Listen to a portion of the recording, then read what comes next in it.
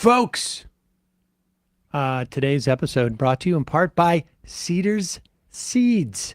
That's right. It's almost spring. That means it's time for you to sow your seeds. We've got Trainwreck, Maestro, Tank Engine, Gold Standard, Gunpowder. We put up the screen. Here it is, folks.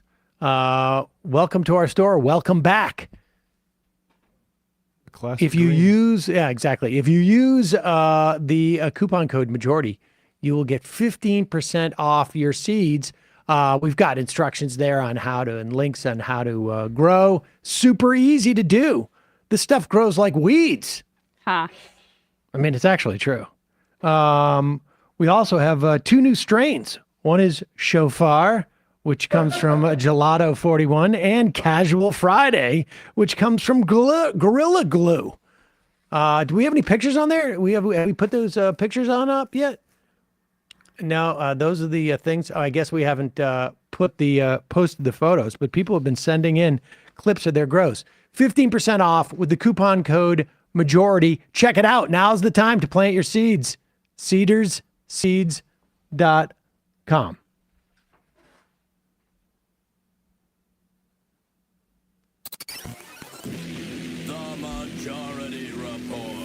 With Sam Seder. The destiny of America is always safer in the hands of the people than in the conference rooms of any elite. Sam Seder. They are unanimous in their hate for me, and I welcome their hatred. We must guard against the acquisition of unwarranted influence, whether sought or unsought, by the military-industrial complex. The Majority Report with Sam Seder. And I get the feeling you've been cheated.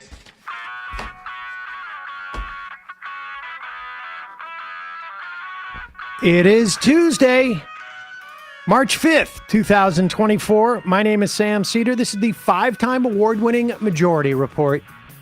We are broadcasting live steps from the industrially ravaged Gowanus Canal in the heartland of America, downtown Brooklyn, USA. On the program today, it's Not So Super Tuesday. I mean, we all know what the outcome's going to be, at least in terms of the presidential elections, but an important one in California, and also relevant in North Carolina governorship. There's a couple of races around the country that are important. We'll talk about those. Also on the program today is Trump's Supreme Court investment pays off. He's on the ballot. And after a temporary injunction, the DOJ is looking for Supreme Court to permanently stop Texas's immigration deportations law. Haiti in a state of emergency. Ariel Henry seems to be missing in action, and Port-au-Prince reportedly like a war zone with thousands of escaped prisoners and gangs in battle. Congress about to kneecap the DOJ's antitrust division in the budget deal. Concerted worker-labor actions happening all across Minnesota this week. And in a sign of the desperate conditions in Gaza, U.S. now considering sending aid via the sea to Palestinians. Trump's former chief financial operator pleads guilty to perjury. And while that New York Times story continues to implode, UN team finds info provided by Israeli government to provide reasonable grounds of rape occurring on October 7th. Dartmouth basketball players to vote today regarding unions. Katie Hobbs, the third Democratic governor to erase, or I should say commence, medical debt erasure. All this and more on today's Majority Report. Welcome, ladies and gentlemen. Thanks for joining us. It is Emma Vigilant. I can't see the screen for some reason. It's all Oh. broken up. But I'm here in the flesh. Newsday Tuesday. And are we in a two-shot now? I Yes, can't we see. are. Okay. I had that quadrant for whatever reason is completely. It's like a Jackson Pollock. Might be having a video card issue. Is that right? Looks fine on ours. Oh, I got it on all my other screens, but that one I don't. But nevertheless, it is Newsday Tuesday. A lot of stuff going on. Let's just get right with this first, because this is important. People are still going to the polls in California and out west. So I wanted to start with this.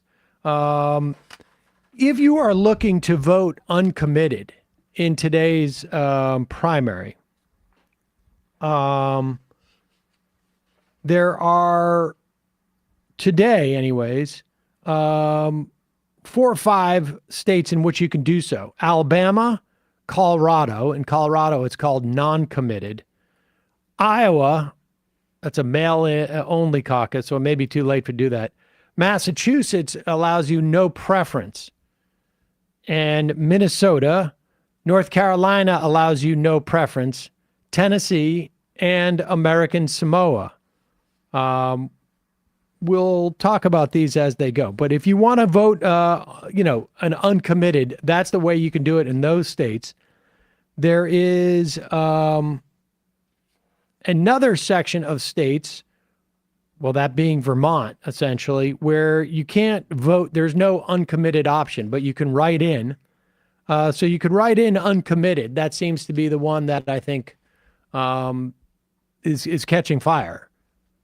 And I think people understand what that's about. In Maine, most write-ins are not tallied. Maybe unless people vote enough with uncommitted, but blank votes are tallied. So maybe you can leave that blank. I don't know if there's a concerted effort in Maine to organize around this. Category 4, and this is coming from that Entermentum. He's got a little. Ettingermentum. Yes, I can. There's Sure. no way I can. You even, shorten. It's a nickname. Yeah, Enti. That's what I call him. This would be. Let's see. Category 4, no uncommitted option. But California, Texas, Virginia, and Utah, most write-ins not counted, blank ballots not counted. So you can vote for, I guess, I don't know who you would vote for to signal at that point. A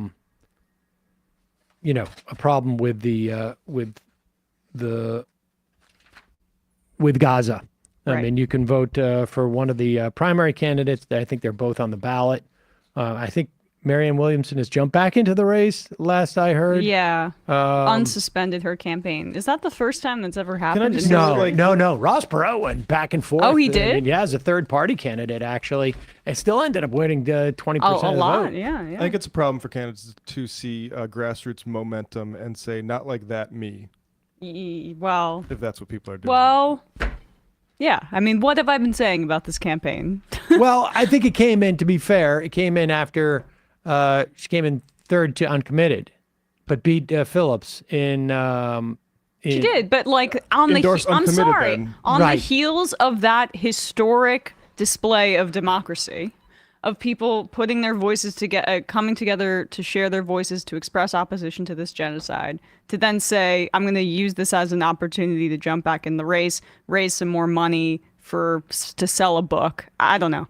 Right. all of her energy should be going towards the uncommitted stuff. I went from positive feelings about her and her role in in the presidential race to not so much, because I find that to be quite cynical, to be honest with you. Well, I got to be honest. I hadn't thought about it that much. I just there was not at one point it became not a viable candidacy any more than Phillips, frankly, for that matter. Disco Elysium. I voted in Massachusetts this morning by writing in uncommitted. I didn't like the no preference option. The language didn't seem right. Let's just hear Donald Trump He's responding to the presidential immunity ruling. No, excuse me. This is forget that. Let's look at the clip number 3. Okay. This is after the Supreme Court ruling regarding ballot access. The ruling itself, it's a little bit controversial. We'll talk about that in a moment. But this is the funny part about this Fox Outnumbered. Apparently, contributor Kim Douglas, who is one of the Fox Outnumbered, has never, ever seen Donald Trump speak or been aware of anything he said. This is clip number 3. From 45 to 46. So what I thought, just to kind of continue what you were saying there, Emily, what he said was, take me on yourself. Don't use those upper echelons of justices, the DOJ and all of that. And I mean, it was like, I looked at Emily and she was like, preach. I was like, the mic. You know what it reminded me of? Just permit me to say this, is that joke between the scientist and God, where they each say, the scientist says, I can make my own man. All right, we'll start with the dirt here. And then God says, hold on, find your own dirt. And I found like that's what Trump was saying. He's like, you know what? My policies are the reason why this country worked. My policies are the reasons why people were safer at the southern border. So you want to get somewhere? Use my policies. It's okay, right? And I thought what was interesting about him today, I wrote down measured. He was authoritative, he was firm. And he, unlike 46, said, I have great respect for the Supreme Court justices. He said this is a big step toward unification. And it was refreshing to hear a president that spoke highly and in great reverence, and rightly so, for the Supreme Court decision. Kim. So good. What I love about him, he never plays the victim. He was like, keep weaponizing me. I just keep winning. Never plays the victim. I thought he was super presidential today. I was watching social media among some Democrats who were surrogates, people who we know even on this channel. And when I saw one tweet out, oh, this is not exciting, this is not boring. That's why the networks cover him. Yeah. Because they want the moment that they can all react to and say, he's a liar, he's this, he's that. When he's measured and he's going down his list of ways that it worked when he was in office and what he wants to do next, he even got to what he wants to do next. Okay, and I mean the idea that this guy doesn't play the victim is pretty shocking. The ruling itself basically said that the Congress has to have statutory mechanism in which to make the insurrectionist clause in the Constitution functional. Now, of course, there are congressional statutes, but it does seem that there is a real reluctance, and I think it's somewhat understandable, I guess, in wanting to maintain him on the ballot. Sometimes the court doesn't get involved in that. Sometimes it does when it's Bush v. Gore.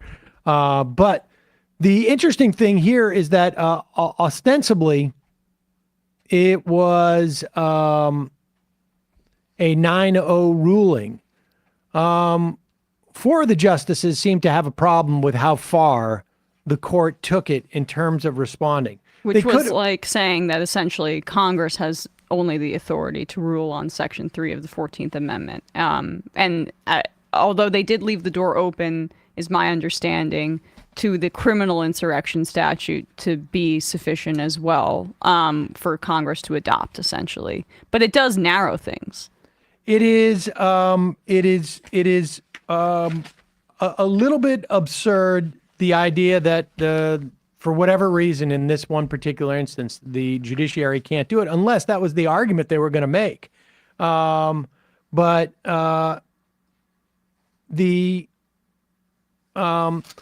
There is a statute. I mean, we have U.S. Code 18 U.S. Code 2383, rebellion, insurrection. Whoever incites, sets on foot, assists, engaged in any rebellion, insurrection against the United States shall be fined under this title, imprisoned for not more than 10 years. I mean, so and shall be incapable of holding any office under the Constitution. I mean, so they've done that.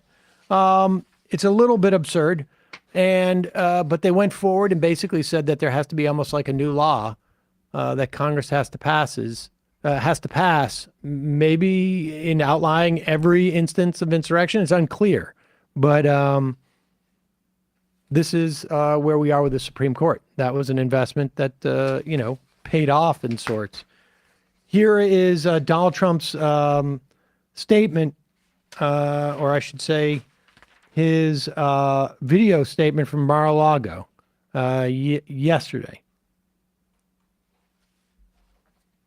The thing that will be coming up very soon will be immunity for a president, and not immunity for me, but for any president. If a president doesn't have full immunity, you really don't have a president, because nobody that is serving in that office will have the courage to make, in many cases, what would be the right decision, or it could be the wrong decision. It could be, in some cases, the wrong decision, but they have to make decisions, and they have to make them free of all terror that can be rained upon them when they leave office or even before they leave office. And some decisions are very tough. I can tell you that as a president, that some decisions to make are very tough. I took out ISIS, and I took out some very big people from the standpoint of a different part of the world. I think he's trying to say he assassinated Soleimani. Right? Yeah, I mean, that's from the standpoint of him being Iranian. But what I mean, he's pivoted here. I mean, this statement, of course, was about the Supreme Court ruling yesterday, but he pivots to presidential immunity because that's obviously the thing that's on his mind. He is afraid of facing criminal charges, and that ruling we're going to get in June or July. I think it could go as early as the first week of July, the first couple of days of July, and the idea that a president cannot be held to account for, regardless of what they do in office, is absurd. Yeah. Isn't that the one thing the boomers accomplished is like say, hey, Nixon, we can't abide some of this stuff? Theoretically, I mean, there was a reason why they needed to pardon him. Yeah, exactly. And presumably that was because there is criminal liability for things that you do when you are president, if they aren't necessarily in service of your duty as president. There's no argument that overthrowing an election is your duty as a president. That's just not part of the job description. Yeah. But that was the statement that Fox and Friends was saying was so kind and focused towards others and the other elected officials, because he's saying there that it's not just about me. It's not I'm just thinking about me. everybody else. Everybody else This who is could the be populace targeted. saying, all of us politicians, how is it supposed to take it to the politicians and drain the swamp? Actually, we should all be protected because it's bad if we get accountability. And I just don't want to move past our discussion of this without acknowledging that Fox and Friends there also compared him to God. Yeah, that was something else. I mean, Find your own he's dirt. like, I am Find God. your own sand. I am God, and that's why. Find your own marble. Right. I'm doing this for you all, my flock. It is, I don't quite get the analogy. I mean, I get the joke. Find a your own little Polish bit. workers. I mean, Mike but you have to Pence start with the agrees. premise. You have to start with the premise that Find your own God- loan from your dad. God exists. I mean, that's like that joke where Moses and God are playing golf, Mhm. and Moses hits the ball and I don't know, lands 100 yards from the green. I don't know enough about golf. Then God hits the ball. It goes into the pond. A fish swims it across. Turtle pulls it up and walks it up to the edge of the green. And the big wind blows and it comes right up to the cup, and then lightning hits the ball. And Moses turns to God and goes, "Are you going to play golf or are you going to F around?" You know, I can't say I've heard that one before. As a golfer, that was a good one. Yeah. Folks, we have a sponsor of today's program. As always, I got it right here. Liquid IV. It is the thing that keeps me lucid? I don't know. Hydrated. That's probably where Definitely I'm not fluid. Right. Over the course of the show every day. And And it doesn't matter whether you hydrate to live or live to hydrate. Liquid IV quenches your thirst faster than water alone. Has 3 times the electrolytes of the leading sports drink, plus 8 vitamins and nutrients for everyday wellness. This all in a single, now sugar-free stick. 1 stick, 16 ounces of water. Liquid IV hydrates better than water alone. It has 3 times the electrolytes. Like I say, there are no artificial sweeteners and 0 sugar. Has 8 vitamins and nutrients for everyday wellness. It's non-GMO, free from gluten, free from dairy, free from soy. I take it on trips when I go flights. I take it, but every day I drink at least a bottle of this to get me through the show. What else? What else? I mean, how big of a bigger endorsement that I can have? I don't know how many ounces. I'm drinking watermelon right now. There you go. Yeah, you do use it every day. Yep. Hydrate, however, or I should say, however you hydrate. Grab your Liquid IV Hydration Multiplier, sugar-free, in bulk nationwide at Costco, or get 20% off your first order when you go to liquidiv.com. Use the code MajorityRep at checkout. That's 20% off your first order when you shop Better Hydration today using the promo code MajorityRep, not Majority Report, MajorityRep at liquidiv.com.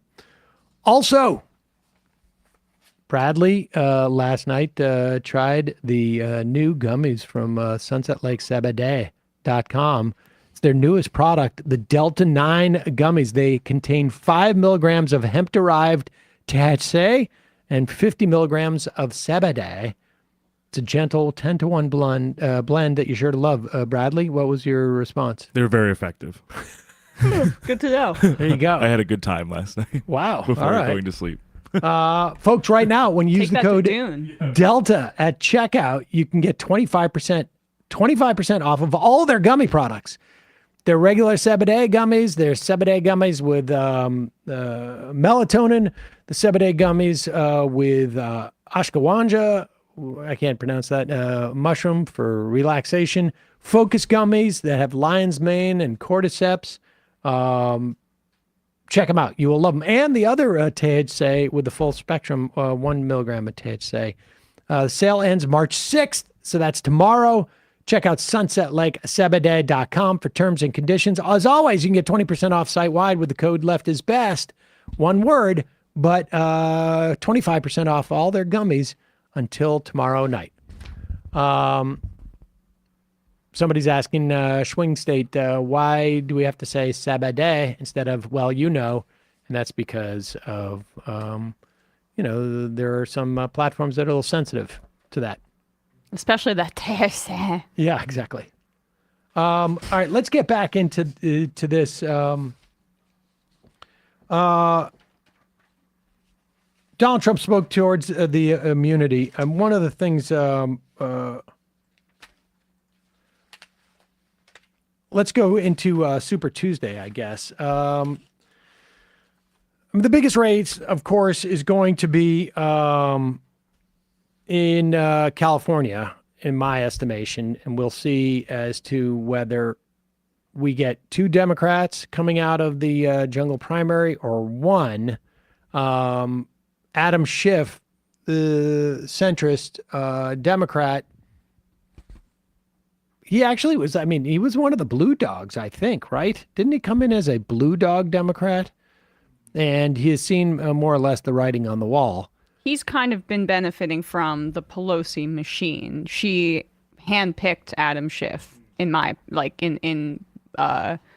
people's eyes as somebody who her California kind of fundraising apparatus was going to back.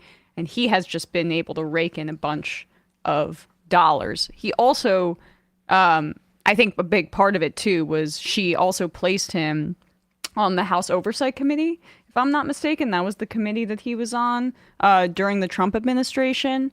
So he was really visible in going after Donald Trump. And I think that, intelligence. Sorry, House Intelligence. Yeah. I apologize. House Intelligence Committee. So in that period of impeachment and of Russia and all of that, he was as visible as anybody in combating Trump. That's part of why Dan Goldman won this primary here in New York in my district, because there's a lot of spotlight that gets put on you when you're in that position. Well, Goldman won because the progressives split the vote down 2 or 3 ways. But every ad he ran was like, I went after Trump. I went after Trump. Yeah, I went the after prosecutors Trump. get that. Yeah. Now, the irony about Schiff making his bones on the impeachment hearings is that he was the last person of the 3 Democrats running in the Senate race to call for Trump's impeachment. It was I can't remember exactly the order, but I know he was the last. I don't know who were the first. Who was the first? But he was the last to call for impeachment because he was waiting for Nancy Pelosi, who you'll recall also did not want to impeach Donald Trump. She didn't want to impeach Bush either. Well, she bragged about that. Yep. And she went on television, and I can't remember what show it was. I think it was one of the late night shows. And basically said we can't impeach Donald Trump because then we won't be able to prosecute him after he serves his term as president.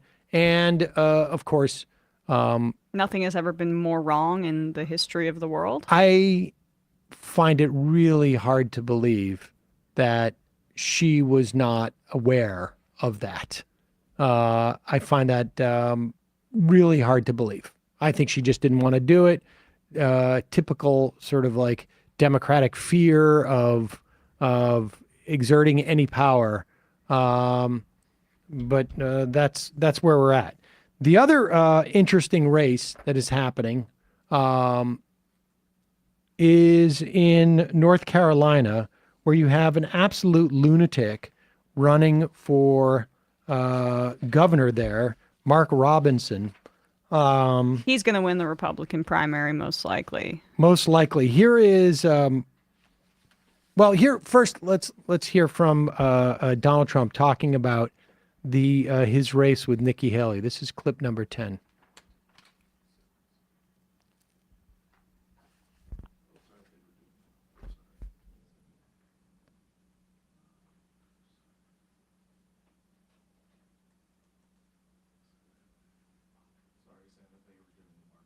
Yeah.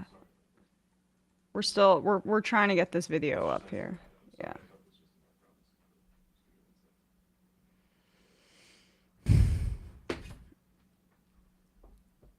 Okay, so here is Donald Trump talking about.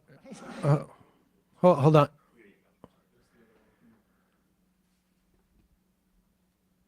Okay. Hold on 1 second. Let me.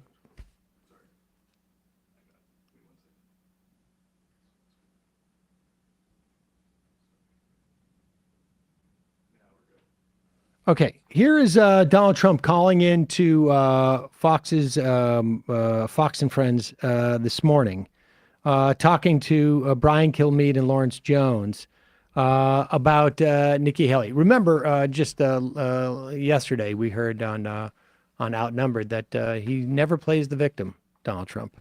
Here it is. So speaking of Nikki Haley, she's coming up shortly. After tonight, if the polls are correct and you run the table and you're a week away from locking it up, will there be any effort on your side to reach across and say, okay, just like Ted Cruz, just like Marco Rubio, let's make amends and fight on one side? Would you call her, reach out to her? Look, she said she'd never run against me, and she did. She said she beat Ron DeSantis in Iowa, and she didn't. She ran up and she did. She misrepresents a lot of facts. She's not doing nearly well against. She's not doing very well against Biden. She shows these polls that nobody ever heard of. You got to tell the facts. You got to tell the truth. The answer is, I want everybody to come together. We're going to have a unified party because our real opponent happens to be named Biden. And he's a disaster. As I said, the worst president in our country. He's destroying our country. So, Mr. President, I don't think in terms of Nikki Haley. Yeah, so I'll tell you what. Mr. President, real quickly, because we only got a little bit of time with you, is this your call right now to say, after tonight, Nikki Haley, join me on stage for the good of the Republican Party? Is that your request for her tonight? Well, there's no path for her to win. Whether she likes hearing that or not, there's no path for her to win, no matter what. Now, today, I should win hopefully every state. I won North Dakota last night in a landslide, 87 to practically nothing. There's no path. You just saw the vote in Texas. That was a poll. That diner is a poll. Everybody was 100% for Trump. There is no path. What's she doing other than hurting the Republican Party? Now, I have to say this. Democrats gave her a lot of money. Democrats are because as a certain person, Gavin Newsom, said, there is a man named Gavin Newsom. He interjected himself into this. Close. He said, Pause "She's it for their 1 best second. Can I just, Trump is trying. That's He loves intentional. his new scum. Yeah. That's not just a. No. But like you know how he hits it Democrat. twice. He hits it twice, New though. scum. He does that. So go back a little bit. He repeats it the second time because he really wants his joke to land. You can hear them talking like, "Oh, that's his new scum." And a reminder that new scum is the ex-husband of his daughter-in-law, Kimberly Guilfoyle. Also, Or you know, they may not be married, whatever. But this is that technique is a talk radio thing. Rush Limbaugh started it. Mark Levin does this. I do it inadvertently now, but there have been occasions where I've actually done it on purpose. But here it's is also a wrestling thing. I mean, it's like he's a wrestling fan, Donald Trump, Without and it. basically Redundancy is important for communication. basically Yeah, a we all get it. wrestling character. new scum. Did you get my joke? Yeah. hurting the Republican Party. Now, I have to say this. Democrats gave her a lot of money. Democrats are because as a certain person, Gavin Newsom, said, there is a man named Gavin Newsom. He interjected himself into this. He said, she's their best surrogate for the Democrats. And that's right. She lost when you had Republican primaries where Democrats were allowed to vote, and they went in large numbers to try and make me look bad. And I still won. And I won in South Carolina against her. So, look, there's no path for Nikki. I wish Nikki the best. But she stood up and many, many times said, I'd never run against our president. He was a great president. I would never run. And then she ran. So, you know, those things you don't like to see. You like to see people that are truthful. With all of that being said, our party has to come together because we have to beat the Democrats, and they play dirty. They play very dirty. And we're going to beat them, and it's going to be the greatest election, maybe even more so, and maybe more important. I believe that November 5th is the most important day, perhaps, in our country's history. Because November 5th, we're going to hopefully get Biden out. It's going to be Election Day, November 5th. That's the we're most going to do it on important Election Day this time. We're going to get rid of Biden, the worst president ever, and we're going to close up our borders, and we're going to drill, baby, drill, and we're going to have a great economy. I'm doing tax cuts, additional. I gave the biggest tax cuts in history. They're bigger than the Reagan tax cuts, the biggest regulation cuts in history, and we'll go back to what we had. We have the greatest economy in the history of our country, and we're going to have it again, but in spades. It's going to be bigger and better than ever before. But we have to win this election because our country can't take too much more of this. So I sense the doors open a little bit for reconciliation, and we'll see how this all finishes out tonight. Mr. President. Reconciliation with Nikki Haley. Trump was on the campaign trail saying she'll never be vice president. So I don't know what that reconciliation looks like. But. Yeah, what is it supposed to mean at that point? I mean, she's got nothing, so it's comfortable for him to attack her. But I think there's there's a significant chance that she is being funded to stay in the race by people that want to hurt Donald Trump in the general election. I don't think it's that effective, but there's a non-zero chance of that. She's the Schultz. Oh, yeah. Well, I mean, as long as he's tied up, at least temporarily, he can't really pivot to Biden in the full way that he wants to. I think you're absolutely right. I mean, because I think she realizes she has no chance to be a part of this administration. She has no future in the Republican Party if he wins. And so it is, to the extent that she does, maybe it's 2028, but even then, who knows? And so she's just all in. This is there's a little bit of a kamikaze quality to it. Yeah. And who knows? Well, and to your point, her futures and a lot of Republicans' futures are dependent on the Trump wing of the party kind of losing again and being weakened again. It's the same thing we talked about yesterday in regards to Mitch McConnell and who his replacement would be. Because if Trump wins again, then there's going to be a lot of, pressure to put a MAGA type person in charge of the Senate Republicans. And there's just like, I guess that split is going to be more determined. But if the Trump wing loses again and Trump loses to Biden, then it's harder to make the case that this is the way that the direction of the party should go. That's what they're banking on. I think it's not even, I think all of that is correct. I would say it's not even so much of an argument at that point. They don't feel the pressure. Donald Trump can't hurt them anymore. Yeah. Or at least at least that's the thinking. Now, maybe he can, but I don't think he's going to go around and do the campaigning and non-endorsement of people, 2 years out from the election, because I have a feeling he's either going to be busy playing golf and napping, or he's going to be still defending himself from criminal and civil charges. Exactly. So I think that's the calculus there. This is they found a. I guess this is they found a voter in Texas who's a real Republican voter. She would not vote for a woman for president. I mean, this is Hold on. This is good stuff. This is Wait, this is a woman saying it? Isn't it? Yeah. I'm just double checking. All right. Yep. Here we go. This is preparing myself. This is the Why is she voting? This is the classic. She hates women. She's a self-hating This is woman. the classic They can't be in the diner. Yeah. Okay. Yeah. Here we go. Have it from Allen, Texas. Will, the Allen NBC is Cafe. reporting right now that Michelle Obama is not going to run for president. They're making that announcement this morning. Will you ask, is there a woman in there that Pause it for we one can get her second. reaction? Who's reporting this?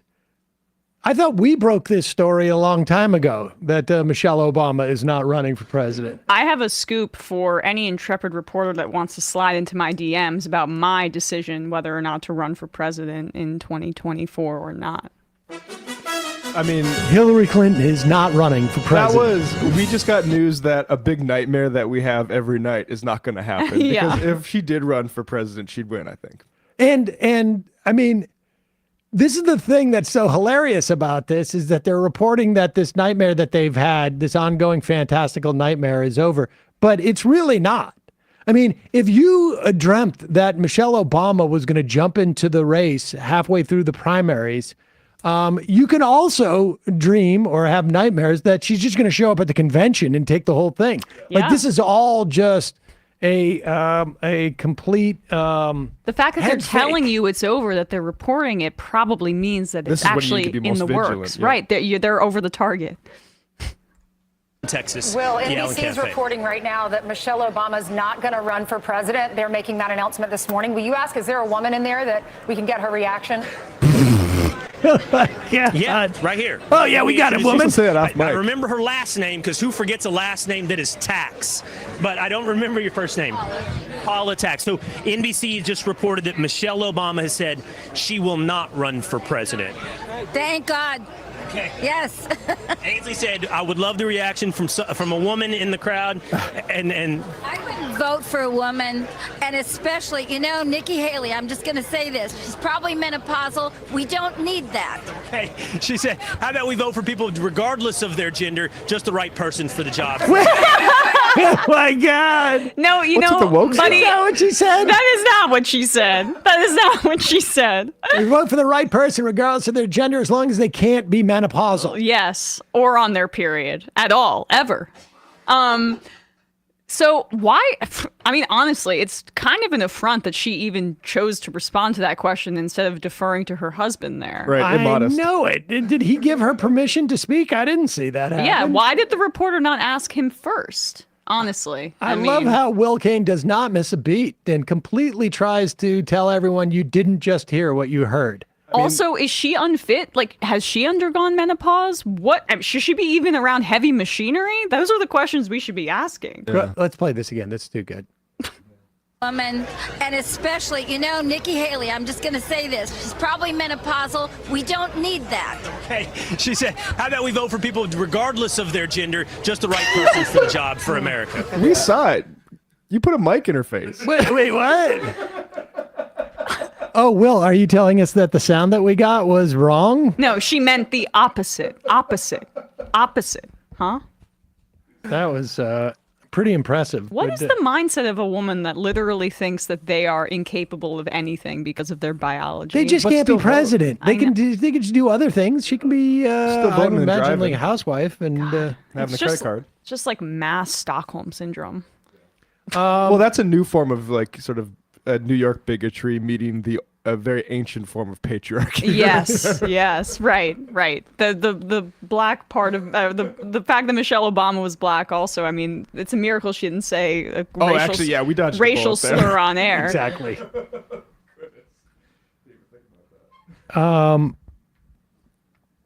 Today in North Carolina, we will find out who the two gubernatorial nominees are in this governorship race. Democrats have done pretty well in the last, I think 5 out of 6 governorships in North Carolina they've won. They don't do as well on a federal level.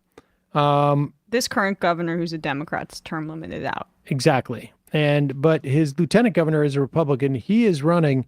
And the good news is that according to Donald Trump, this guy is like Martin Luther King Jr., but on steroids. And so if you ever wondered what Martin Luther King would be like on steroids, that's some bad news for you. I always think about Martin Luther King in body building competitions. That's how I choose to remember him. But, I heard him coming in on the plane. I was listening, and I said to the people on the plane, watch this. This is Martin Luther King on steroids. Okay, now, I told that to Mark. I said, I think you're better than Martin Luther King. I think you are Martin Luther King times 2. And he looked at me, and I wasn't sure, was he angry because that's a terrible thing to say, or was he complimented? I have never figured it out. But I'm telling you, he's one of, right? When I said that to you, you looked like, I don't know if I like that comment. You should like it, because you are outstanding, and you're going to be the next governor, so that's going to be very cool. In other words, you're going to like it, because I'm telling you, you're going to like it. Stomach turning. Yeah. Unbelievable. There's a chance though that he does like it, given who this guy is. I guess, although I got to imagine even he feels like. I think probably Trump. If he liked it, he would have let Trump know that he liked it. Exactly. I think the ambivalence is kind of telling. It's interesting though. I got the sense that you didn't like what I said to you, but you will. But the reason I like even it. say that is because this guy is out of control insane. Off the rails. Oh, come on. Here he is talking about why mass shootings. He's on a podcast. The podcast is the Anomic Age podcast.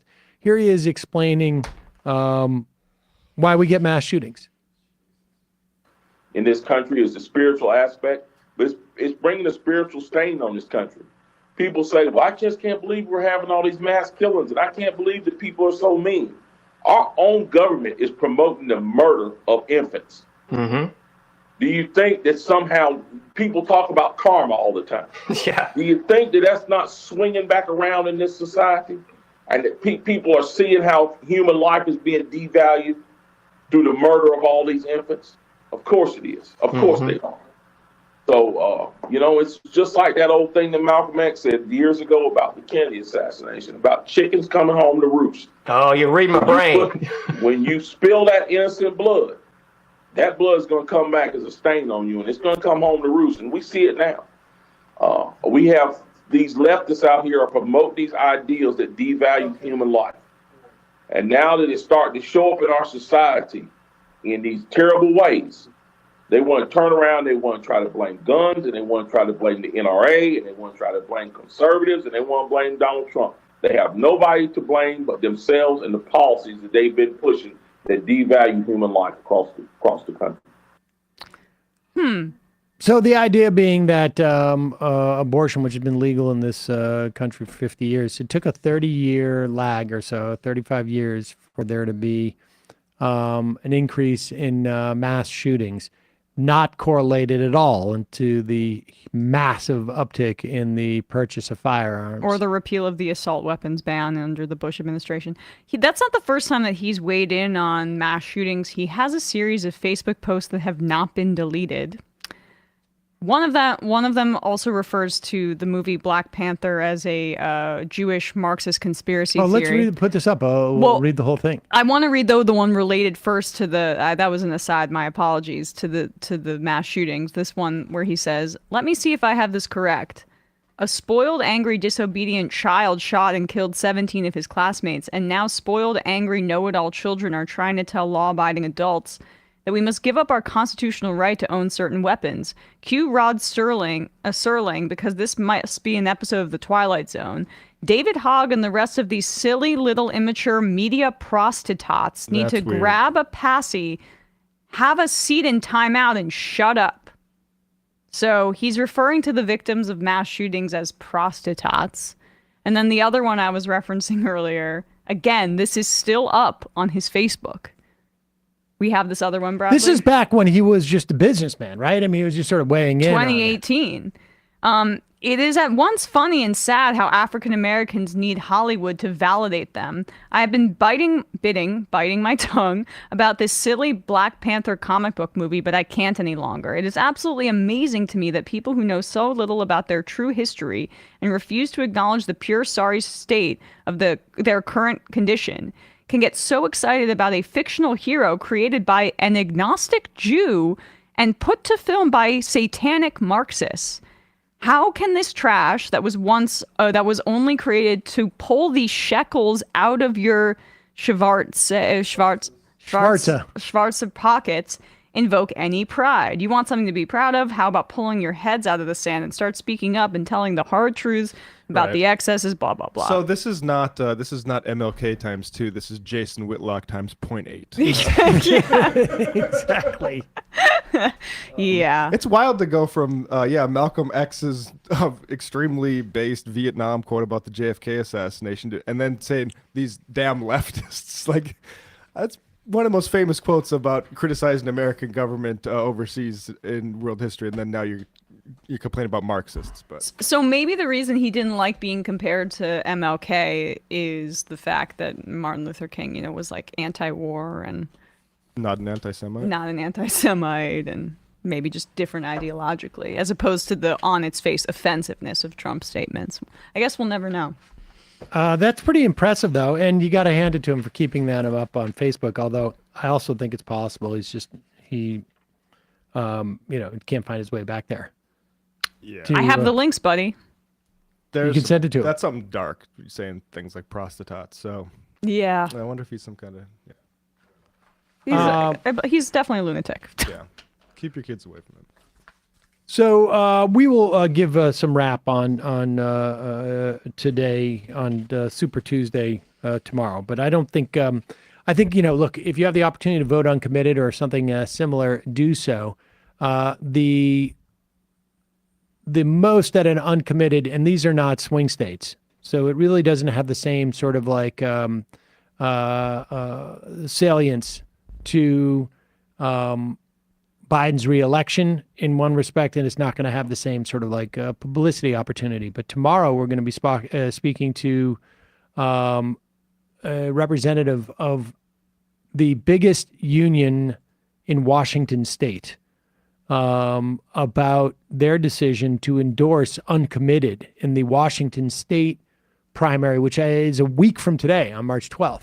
So we will be talking to them, and we'll talk more about other states that may end up, providing an opportunity to pressure the administration. There's a story out about Kamala Harris's. Yes. Why don't you talk about that? Because I think yeah.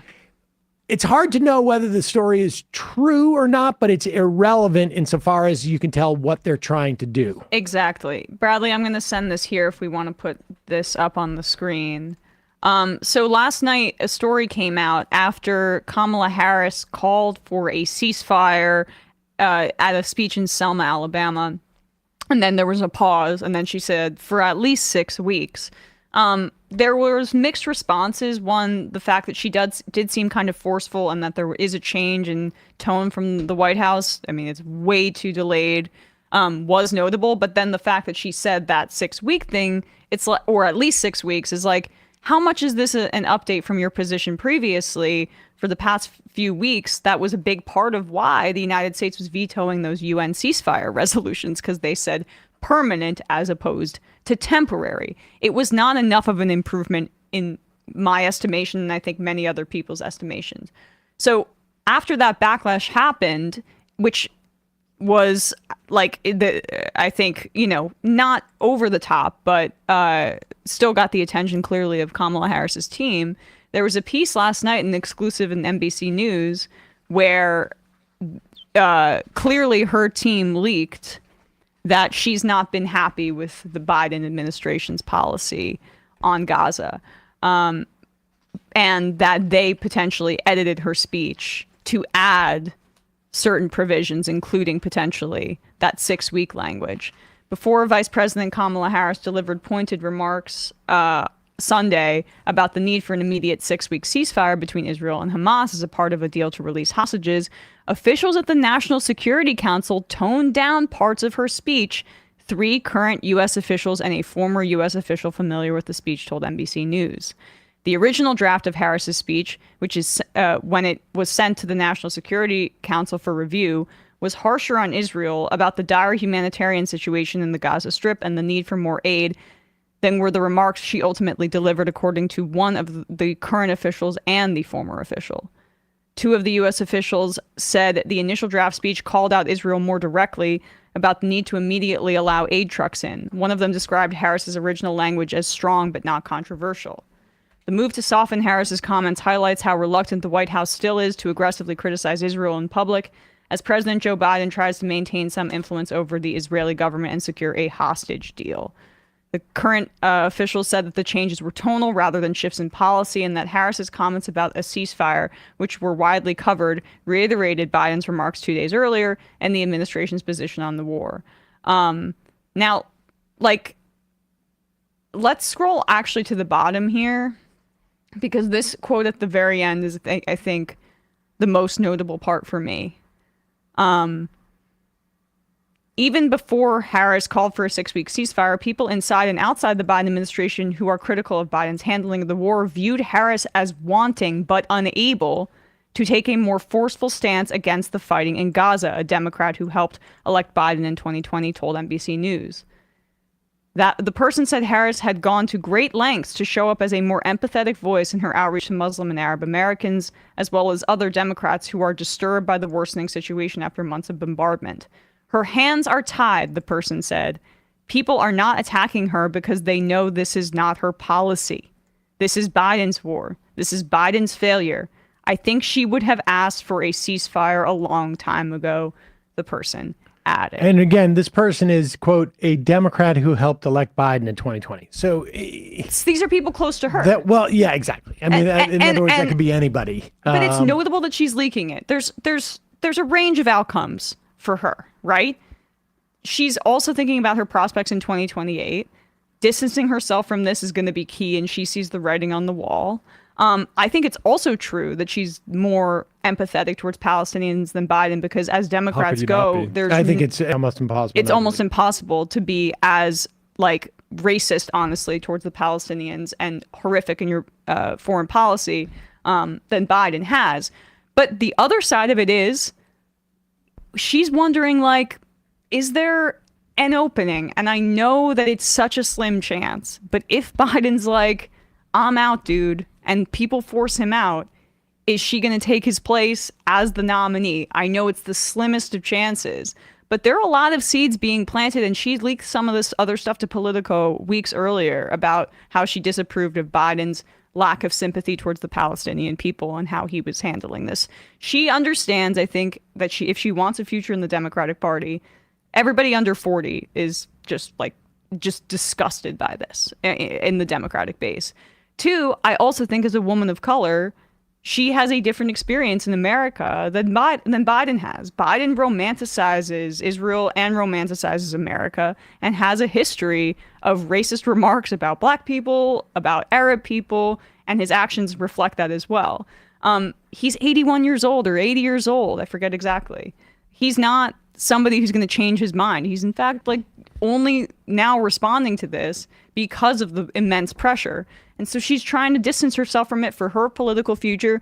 And then I also think there is a slim chance that like she either takes over before November, slimmest. I am making that clear. But if Biden drops dead in their second term, if he gets elected, she also wants to be able to like have some support from a younger voting base. I think it's obvious though that nobody thinks that they can win anything in the Democratic Party with Joe Biden's perspective. I mean, he's already there. He's already the nominee. But anybody who would have any other future in the Democratic Party realizes like this is untenable. Good job to everybody who is unsatisfied, because this is this response and this further leak after the I thought very cynical Edmund Pettus thing. Like this is the pressure that needs to be applied, and keep not being keep not taking just words for an answer. Yeah. All right, we're going to take a quick break, head into the fun half of the program. We will take your phone calls. 646-257-3920 is the number. 646-257-3920 is the number. We'll also take your IMs. You can IM us through the app. You can get the app at majority.app.com. You got to be a member to IM us, and you can become a member by going to jointhemajorityreport.com. When you do, you not only help this show survive and thrive, you also get the free show, free of commercials, and you get the fun half, and you can IM us. And in the next day or two, I'm going to put out another coupon code for members on Seder Seeds, Cedar's Seeds, where you can get an extra 5% off. So that would be a full 20% off. Right now, 15% off if you use the coupon code MAJORITY over at cedarseeds.com. Emma, ESVN. Oh, also, I forgot, today is March 5th. Want to wish my sister a happy birthday. Hey! Happy birthday, Julie. Happy birthday, Julie. Julie, of course, also works on the show. She does all the biz stuff for us. ESVN, Emma.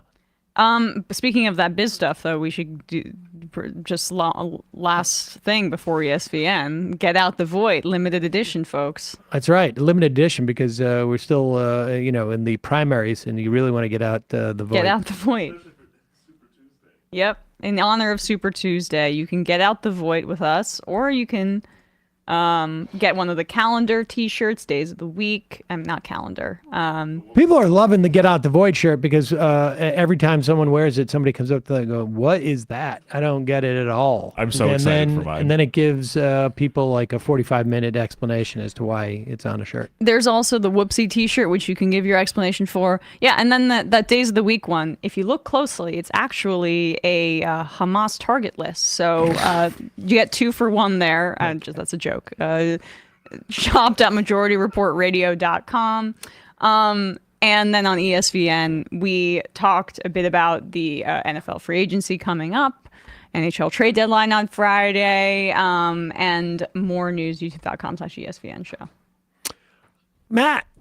Left Reckoning, I am taking it easy this week because David Griscom's on his honeymoon, and we're not doing nothing because I'm still recovering from Austin. So, peace out. Patreon.com/Left Reckoning if you want to give David a little bit of a wedding present, though, and get our Patreon shows and post-game shows. Quick break. Fun half. You are in for it. All right, folks. 646-257-3920. See you in the fun half. Are you ready?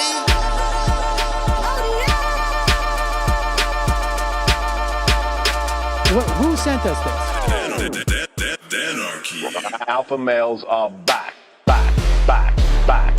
Boy is back. And the alpha males are back. just as delicious as you could imagine. The alpha males are back, back, back, back, back, boy, back. And the alpha males are back, back, back, back. Just want to degrade the white man. Alpha males are back, back. I take all of it in my throat. Alpha males are back, back, back, back. Snowflake says what? The alpha males are back, back, back, back, back. You are a madman. And the alpha males are back, back. Oh no, Sam Seder! What a fucking nightmare! Nightmare. Bring back DJ. Yeah, or a couple of them, just put them in rotation. DJ Danner. Well, the problem with those is they're like 45 seconds long, so I don't know if they're enough of a break. That's fucking nonsense. You see white people doing drugs, they look worse than normal white people, and all white people look disgusting. And the alpha males. Psych. Fuck them. Fuck them. Snowflake says what?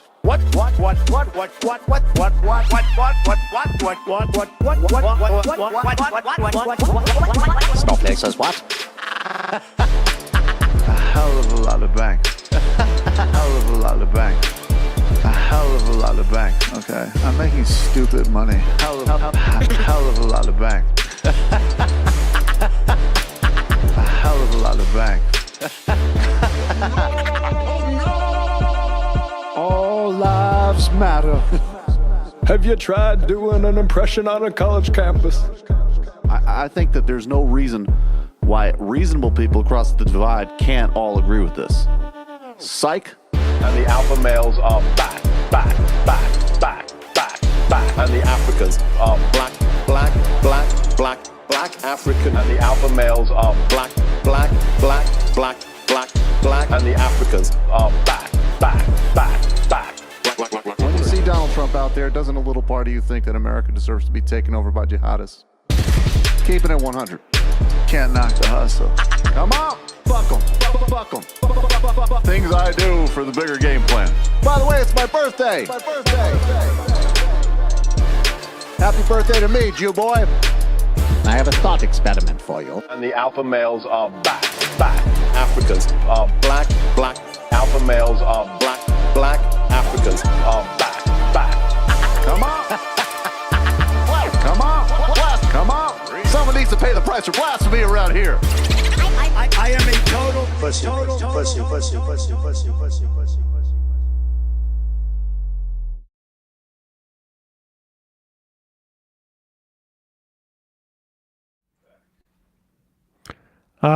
We are back. You can be part of this program by calling into the show at 646-257-3920. 646-257-3920 is the number. I know I've been on this hobby horse quite a bit, but let's just put up this tweet from Chris Murphy. You know, the Biden's poll numbers are not doing well. I mean, people can say, well, maybe the electorate is going to be a different than we know, and there's still plenty of time. But there's a lot of things that suggest that the Biden administration is just simply not getting it. And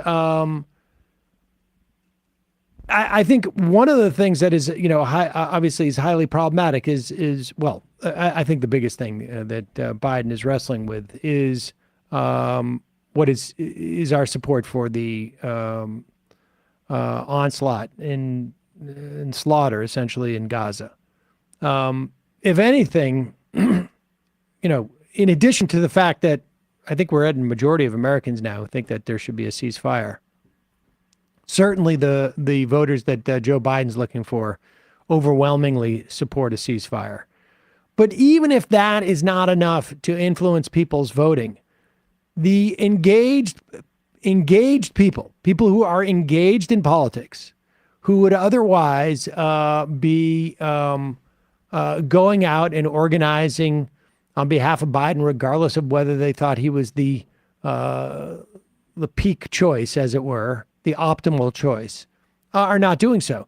You have the Biden administration, or the Biden campaign just reported the other day in CNN that they're having to basically avoid protests, which means They're not going to college campuses. Yep.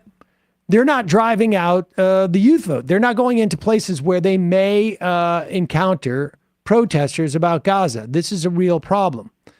The other, I think, sort of like broader problem that Biden has is about leadership. He has ceded the territory of leadership to Donald Trump, if you ask me, by doing stuff like this. Here's Chris Murphy, sort of exemplifying the mindset. The mindset, the mind virus that Democrats have. New polling showing that when Democrats explain how Republicans killed the toughest border bill in decades, Republicans' 15-point advantage on the border disappears. Time to go on the offense team. A link to a Third Way article. Well, I mean, putting aside the fact that it's the worst people in the world are promoting this, go to the front page of Atrios. I mean, I've gone on this rant before, but I just want to read what Atrios writes, which is exactly the case. Fighting in enemy territory. He writes, I know how this works. They run dumb focus groups. Focus groups are almost always dumb in politics, from which they learn that if they patiently explain to voters in that closed environment that Trump sabotaged the bipartisan border deal, which was tougher than any border deal in decades, then those voters nod their heads and say, wow, bad Trump. They conclude they have a winning issue. Then those voters leave the containment field and go home and turn on Fox. The focus group itself is made up of a group of people who have expressed concerns about the border, providing this feedback loop for all involved. More broadly, focus groups can tell you if a particular advertising pitch might work. Bring a group of soda lovers together in a room and ask them if this particular pitch will get them to buy Pepsi instead of Coke. It does not tell you that the soda question is the burning question on everybody's mind. Yes. If you go on the campaign and start talking about nothing but the soda question, you alienate the people who never drink that crap. Also, Coke has better brand appeal as a soda, not everything, and 20 times the advertising budget, and you can't get everybody in the focus group room to pitch this one-on-one. There is no effective retort to Pepsi Schmepsi. Atrios is the best. Also, this isn't polling, it's push polling. Incredible. Yeah. I mean, so the bottom line is more or less what I've been saying for a while is that when you start to adopt the framing that the border's in crisis, all you're doing as Joe Biden is saying, A, the crisis happened on my watch. There's a crisis. I'm not doing anything about it. But then you say, but the reason why I'm not doing about it is because I can't get Congress to do what I want them to do. And then the answer as to why you can't do that is because Donald Trump can get them to do what he wants them to do. In other words, I'm failing on a leadership level. I mean, the opening part of this Third Way piece that he's linking to, which is like embarrassing that Chris Murphy is linking to this as somebody who like tries at least in some ways to be left of center of Democrats in the Senate. Artificially. I mean, in the end, he ended up voting for the supplemental to send all that money to Israel, despite the tough talk. At the beginning, like one of the takeaways of this focus group, while Republicans start with a 15-point advantage on their approach to immigration and the border, a Democratic offensive strategy touting the deal completely erases that edge. But like that was within the context that Atrios so hilariously described of this hermetically sealed focus group. But when you leave that study, the reality that we're still living in still exists. Like you go into a movie theater and watch a movie and maybe it gets people to think a little bit differently and have more empathy to certain groups, but that doesn't mean it's going to like change their voting patterns, right? If they see like a gay romance, they still may be bigoted later. Republicans start off with a 15-point advantage in their approach to immigration and the border.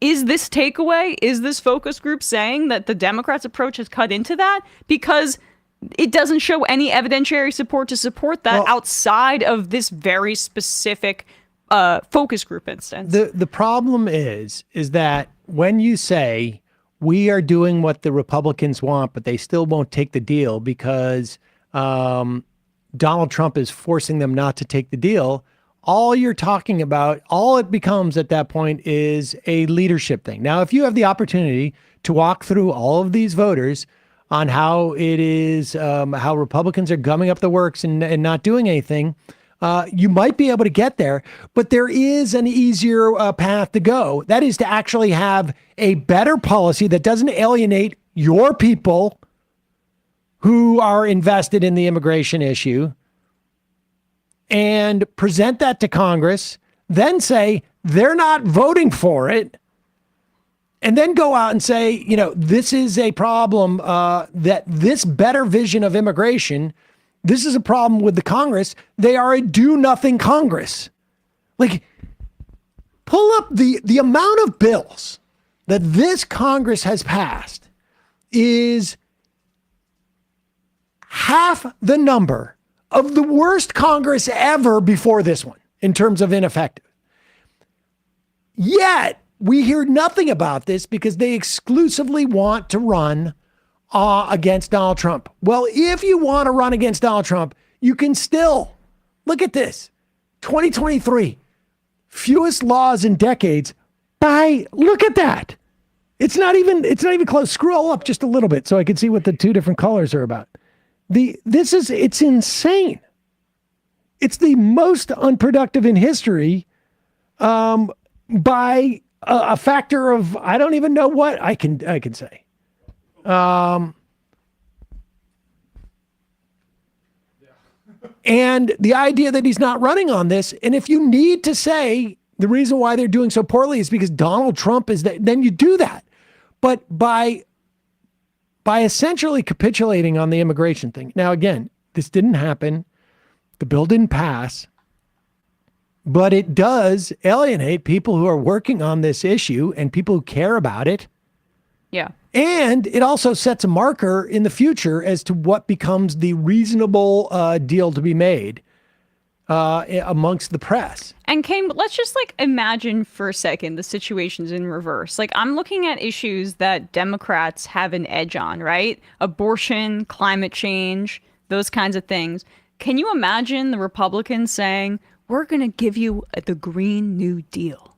We're just going to give it to you as a part of this negotiation that we're doing. And it's just the extremist Democrats that are not allowing it through because they're so ridiculous. But they're would Republicans then think that they would make gains on the issue of climate change in the voting public's eyes? It's a West Wing brand. It's never, ever done in the reverse. It would never happen. It's by political professionals who have no actual real attachment to what's going on at the border. It's just a game. And for abortion, for example, the Republicans just hide the ball and try to pretend like it doesn't exist until it's time for them to strike in the legislature and the judiciary. So. 646-257-3920 is the number. I've just turned off the voicemail. Here's some good news, though, if you live in Arizona. Here is Governor Katie Hobbs. She is using about, I think it's $20 million from the COVID funds to essentially erase $30 million. Erase up to $2 billion in medical debt because you can get you can buy medical debt on the private market for pennies on the dollar. Here is Katie Hobbs. As governor, I take seriously my duty to protect vulnerable Arizonans from falling into medical debt and make healthcare more affordable. Today, I am so proud to announce that we are taking steps to retire medical debt for up to an estimated 1 million Arizonans. That's a fresh start, a new chapter, and a huge weight taken off the shoulders for every single one of them. This is an investment in our future and reflects my commitment to put the needs of working Arizonans first. Using up to $30 million in American Rescue Plan funds, we are working with partners at RIP Medical Debt to buy back up to approximately $2 billion worth of medical debt held by Arizonans. Hardworking, middle-class Arizonans should not be forced to have those difficult kitchen table conversations because of medical debt from conditions they cannot control. As governor, Yeah. Okay. So, I mean, here's the thing. This has happened now. Lamont did it in Connecticut, in New Jersey. I think we also had some medical debt relieved. There's also a way of doing this on the front end, which is let's have a single payer and not have Americans accrue debt because they're ill. Yeah. And the more this starts happening in different states around, it becomes increasingly obvious. Like, well, if we don't believe in the existence of medical debt, maybe we shouldn't create it in the first place. Yeah, I don't think even people who don't work that particularly hard should have to deal with some medical debt. I think medical debt is an affront to a civilized society. It's absurd. I mean, it's absurd. This is a perfect example as to why it's absurd. That's why you have folks going, but these funds are not unlimited. It's a one-time COVID leftover funds. And there needs to be a systemic answer to this, which is an ongoing problem. I mean, massive change in what the future of Arizona looks like versus if, Carrie Lake was going to win that election. It was closer than I think people realize. Yep. It wasn't that far off from Carrie Lake being the governor of Arizona. Thank God for TP Charlie Kirk, USA. yeah. Yeah, exactly. Yes. We got to hand it to Charlie Kirk for all that time he put in, dropping the ball there and making it possible for Arizonans to have, or at least I should say, working class Arizonans not to have as much debt. So good for them. She did worse than the statewide candidates who were not covered by TPUSA. Let's go to the phones. Calling from a 203 area code. Who's this? Where are you calling from? Hello, this is Daniel from Brooklyn. Daniel from Brooklyn. What's on your mind? So there are a lot of things that I would love to hear your guys' opinions on, but I'm instead going to voice a frustration of mine, which is that so I work in journalism and like business to business journalism, and part of my job is keeping track of, I guess, things that are going on in the economy. And something I've heard a lot over the last year or so is frustration among financial journalists about what they're calling a vibe session. So, when interest rates started going up, there was all this talk that, would there be a soft landing or not? Is this going to cause a recession? And the opinion that you would hear right now is that it has not caused a recession, that, the economy is doing great, jobs are up, employment keeps going up month after month after month. There are all these great job reports. And yet you ask the majority of Americans, how is the economy doing? They say it's doing really poorly. And from a lot of, journalists and analysts I respect, I'm hearing people say, I'm tired of hearing people talk about the vibe session. The economy is doing great.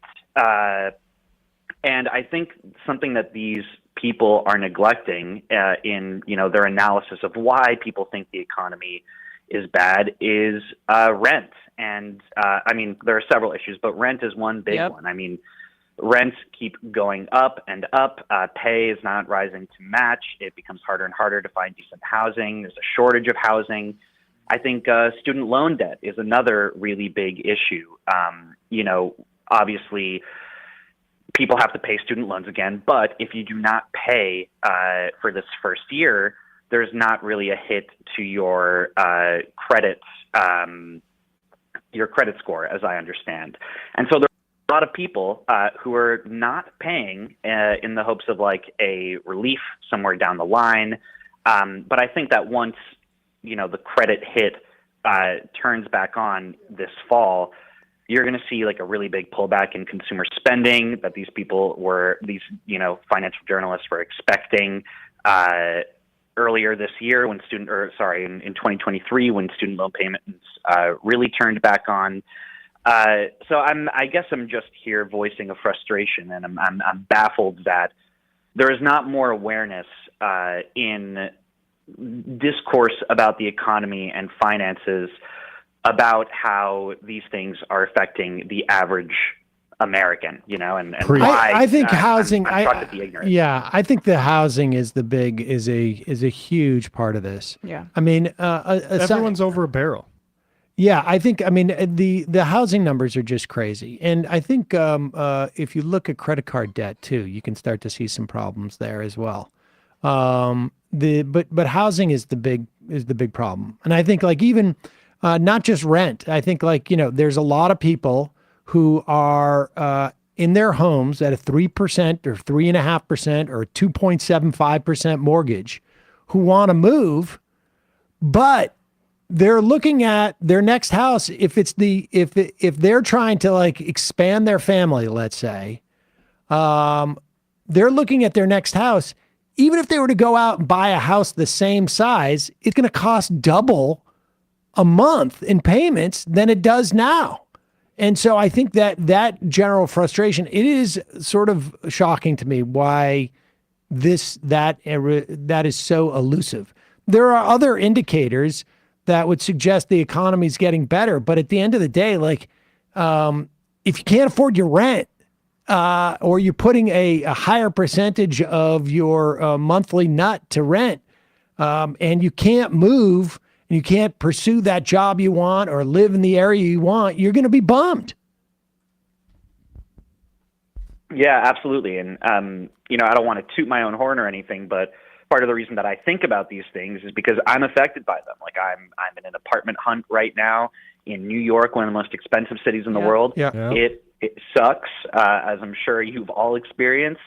I have tremendous student loan debt, and, because I have to move shortly, I'm delaying my payments since there's no hit to my credit score because I need to have as much money on hand to please the landlords for a lease application. Well, I appreciate the call. Good call. But I also think that you don't know what toot your own horn means. I guess, yeah. Here I said toot my own horn, and then I list all the financial woes I have. Exactly. I guess That's I just mean, I'm so much more in touch with the average American than the elite media or whatever. You are, sir. You are definitely more are. in touch than all these people that have been. Yeah, this was the first sign things were going south even before. Yeah, like people in delusion about that stuff. Appreciate the call. All right. Thank you. Left is best. Left is best. I mean, we've talked about this before, but many of these apartments now are requiring brokers' fees. Brokers' fees are basically fees that you have to take on, and they should be illegal. It's criminals. It's all which crime. is like a broker, paying the broker who is really basically working for the landlord to bring in tenants. And then you pay this ransom fee to the broker who does nothing except sometimes buzz you into the apartment for Hope you they to look don't at bait it and by switch you. yourself. It's all criminals. And the broker's fee, it's usually like around 10 to 15% of your annual rent. Yep. So thousands of dollars. It's crazy. Thousands of dollars. And I avoided that with my latest apartment. I didn't use a broker's fee, but it's also a piece of crap, and they didn't fix my air conditioning for 2 months over the summer. So yeah, but great that wages have slightly ticked up so that landlords can command that from them too. Yep, it should be illegal, and Eric Adams isn't doing anything about it, obviously. Train Boy says, I don't think you know what monthly nut means, Sam. Karate. Ed Mail says, Sam, please don't refer to your monthly budget as your nut. There you go. Calling from a 519 area code. Who's this? Where are you calling from? Sandy from Ontario. Hi, Sandy. How are you? What's happening? I'm good. Yeah. So last week you got a couple callers in from Canada wanting you to save us. Well, yeah, we have our own problems here in the States. Yeah, we have our problems up here too, housing included, because we have all the same housing crisis up here. And it's especially hard for people living with disabilities because our disability payments don't cover market rent anymore. So you're stuck where you're living, wherever you are. So if you're in an abusive situation with the landlord, with a partner, all that sort of stuff, you can't actually move. And you're forced to stay in those situations. And then if you are forced to move because you get rent evicted or the landlord kicks you out for whatever reason, there's nowhere for you to go anywhere in the country where a disability check can cover the rent. Oy. So I actually just wanted to touch on what the callers were calling about last week because they were kind of connected with the college crisis and rise of racism here in Canada. And the college issue is part public, part private, and issues for two different reasons. So the public colleges, especially here in Ontario, have really, really increased the amount of students that can come in, international students, partly because it's a money grab. They need as much money as they can because they're being underfunded by the Ford government. And that's on purpose, of course. And so you get this influx of students coming in without the proper infrastructure in place for these colleges to be able to cover them properly and support them the way that they need to be. Then you have the private colleges that some of them are just right out scams, offering fake enrollment letters and things of that sort. And they're literally sometimes just a storefront in a strip mall. And they'll have people come over, and then those students don't have the same supports that you would even get in a public college. So things like health insurance, which us Canadians don't tend to worry about too much, but they don't have that. So they have to actually get health insurance when they come over here. Then the cost of living explodes, so they might have to have a certain amount of money in order to come over here in the first place.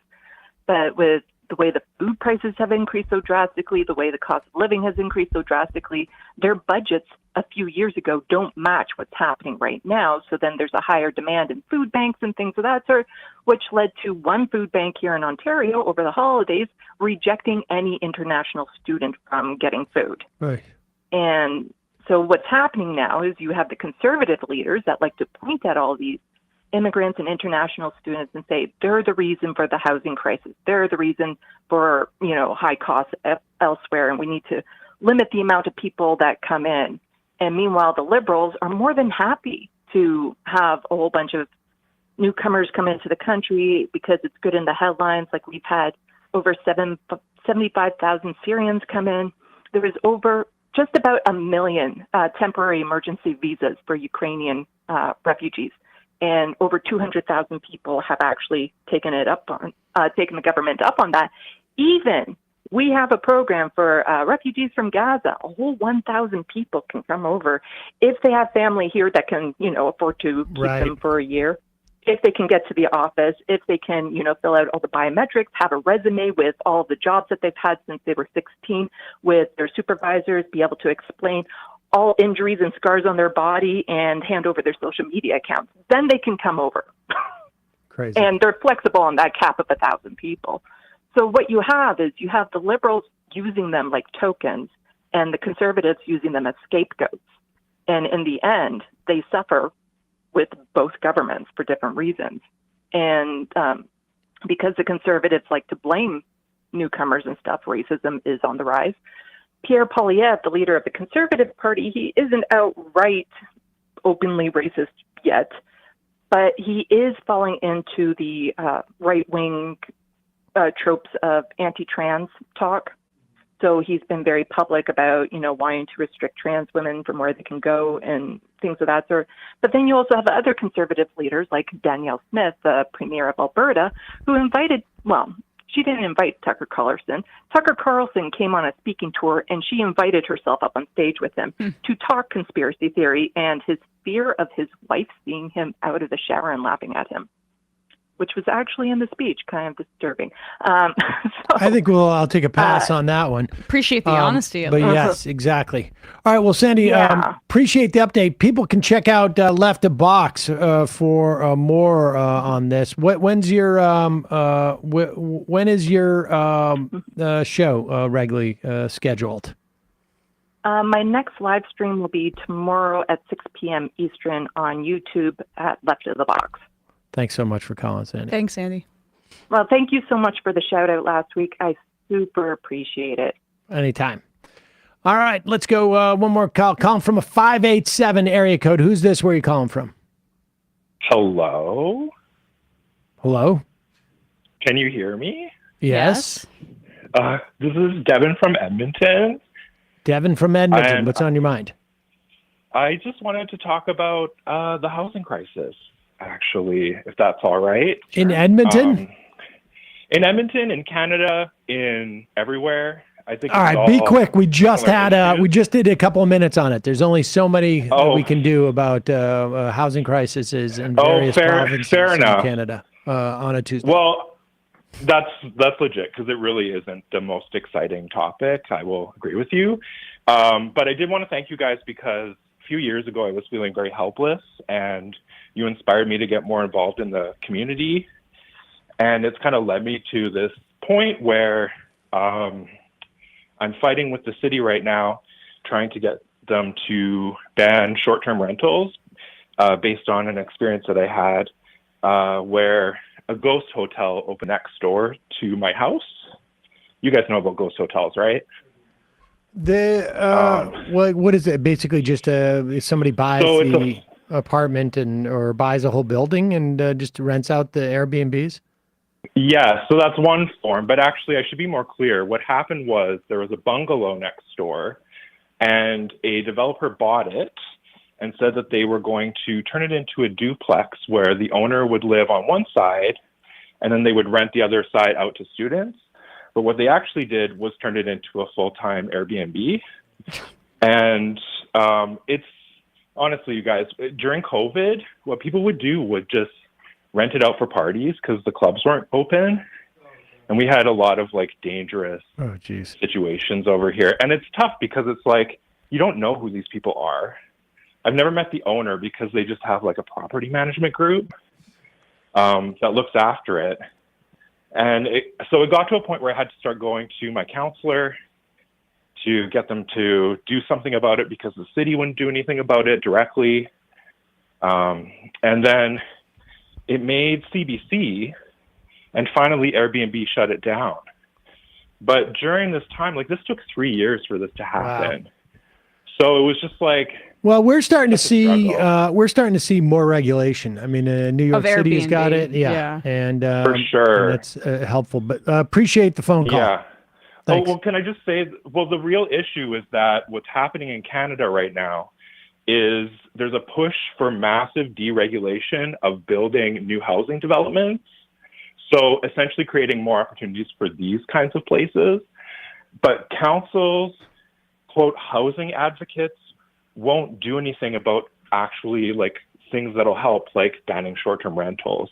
So there's this real sort of tricky thing that's happening where they're saying we need more housing supply, which is what you guys say too. Right. But the real thing is, what we need is more affordable housing supply because, and I'm sorry to interrupt you guys, but like I think I am of the mind that you can build more. It doesn't necessarily have to be regulated as affordable per se, as long as you have those regulations about, what you can build them for. In other words, there is, exactly. If you just build housing for market rates, even if it's supposedly luxury housing, depending on the location and what constitutes luxury, it's the more housing wherever it comes on the spectrum is going to drop prices as long as housing is built for people to live in it, because and not as a fake hotel or some type of a speculation. So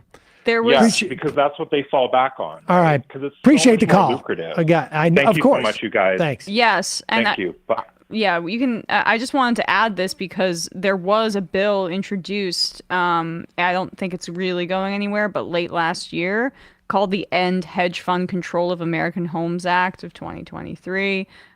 It was proposed, I think, by Jeff Merkley in the Senate, if I'm not mistaken. I could be wrong about that. But Jeff Merkley. It's a big problem that these hedge funds and private equity companies are buying homes and housing by the dozens in certain cities and areas, and then they're selling them for a profit and or doing exactly what the caller described, using it as a rental property. And it should not be allowed. There's a naive market, yes, in my backyard thing that I worry is going to swamp the need for a pretty strong state hand in guiding development and subsidizing it going forward. I think you can do also after the fact, though, too. I mean, you don't need, like I say, you get them built and then put the regulation on. Well, this bill also would said it requires hedge funds defined as corporations basically to sell off all single-family homes they own over a 10-year period and eventually prohibit such companies from owning any single-family homes at all. It's just absurd. Yeah. Housing for people to live in. Dartmouth men's college basketball players have voted to form a union. That's going to be a big deal. Huge in the face of... in name, image, Of all and places, likeness. Dartmouth too, right? Well, yeah. I mean, I think it's the Dartmouth basketball team. They're not really like going to be. They're not in an NCAA basketball video game probably with their name, image, and likeness being used. But we talked about this on ESPN last week. Because it's now been made illegal for the NCAA to restrict college football players and college athletes from using their name, image, and likeness to get endorsement deals and things like that.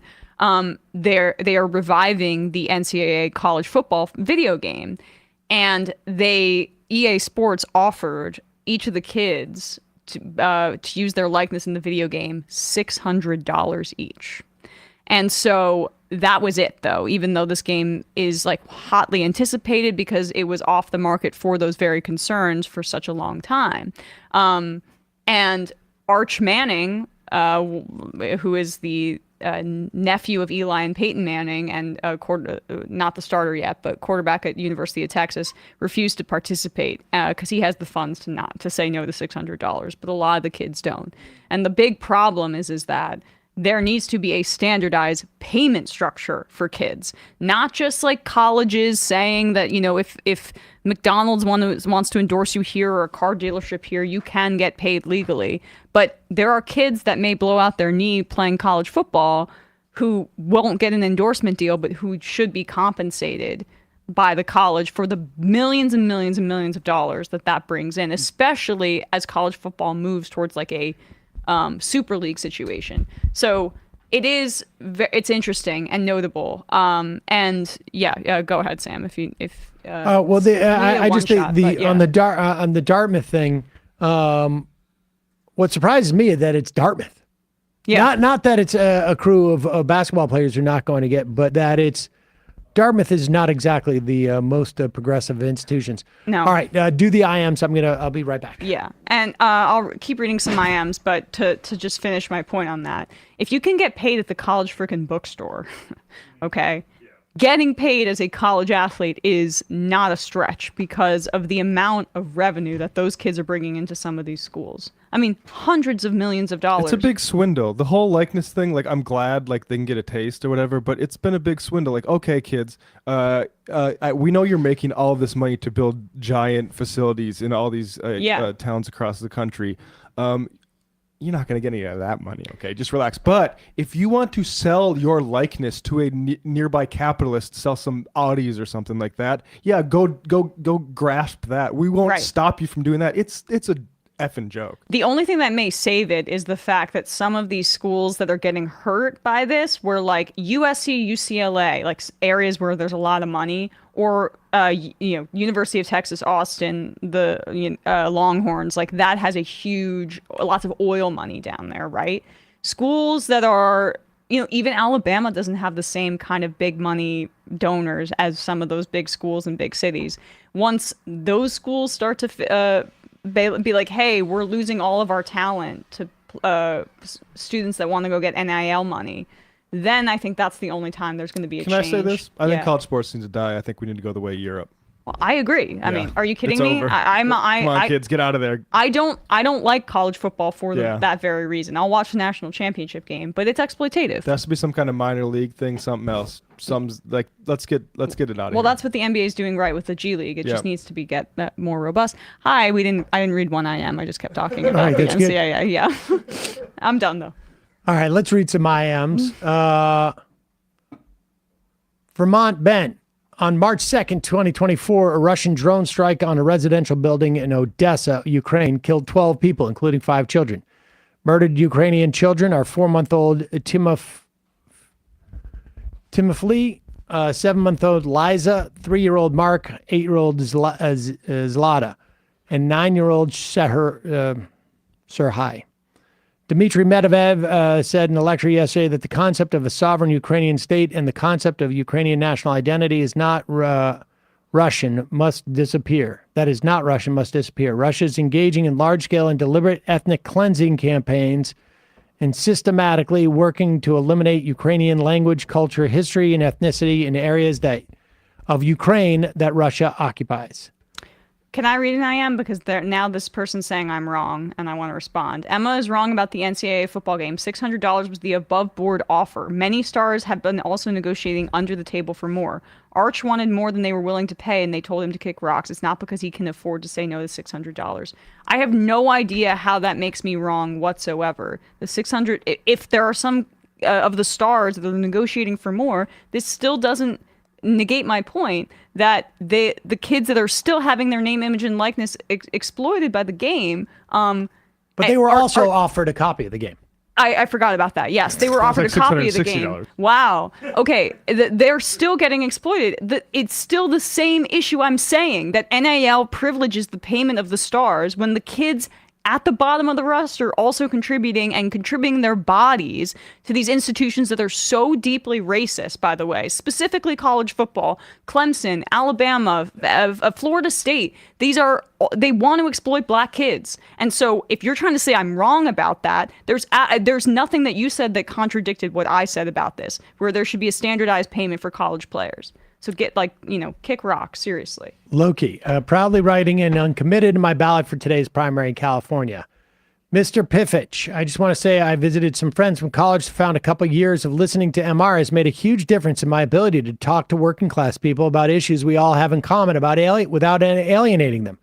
Really, really appreciate the value this show provides to me, and I truly believe it's made me a more tolerable leftist to the people around me. Haha, I'm proud to be a Mike Cernovich can kiss my ass level member. Left is best. I mean, that's such a good IM that we could have written it ourselves, but I do think that is something we provide. That if you just watch like NPR, like I did, I watched a lot of that, or read Matt Iglesias or something like that. Everyone is going to hate you around you eventually. Right.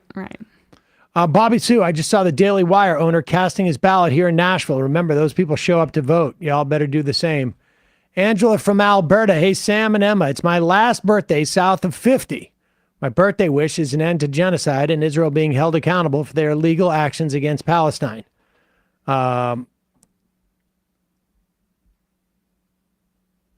read that twice. Okay. Happy birthday. I hope you're right. Hope your wish gets true. Matt, I guess. Just put in my uncommitted vote. At this point, it's hard not to feel like Biden is more ideologically committed to this war than beating Trump. Mentally, I'm preparing for a Trump win in November. It feels like the left should start thinking about how we're going to organize against Trump. Any thoughts on who we should be organizing around? Well, I would say look to your left and look to your right. Yeah, who's more active than in your community? yeah. You got DSA, you got whoever. This is the thing I think they just really is really problematic about Biden. And again, like, look,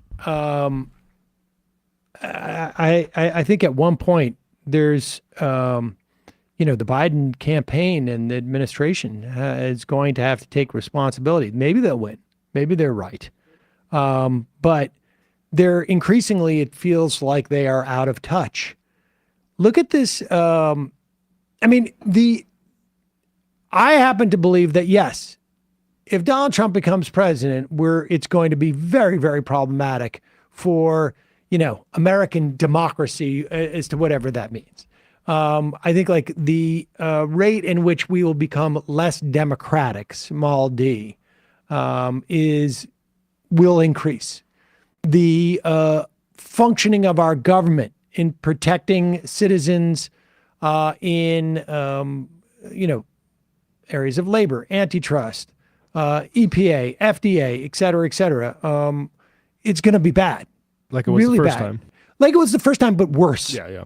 I honestly think it's going to be dramatically worse than it was the first time because, there is no, you don't need to put Reince Priebus in there to reel him in. There's no Paul Ryan. Remember, that was the first 2 years of Trump's administration was trifecta then, too. Trump thinking that he was going to have to play the game and this and that. And this time around, he just knows, I don't have to do any of that. I want to hit the ground running. He was asked by Sean Hannity, the Democrats say you want to be a dictator. Can you put that notion to rest? He goes, just on day one, right? Like, that's the lesson he's learning. He's going to go in there and try to surround himself with sycophants and with people that are going to do away with any kind of semblance of checks and balances for him. And you look at look at where the Heritage Foundation is now. So I really do think this is a problem on top of all these other issues. And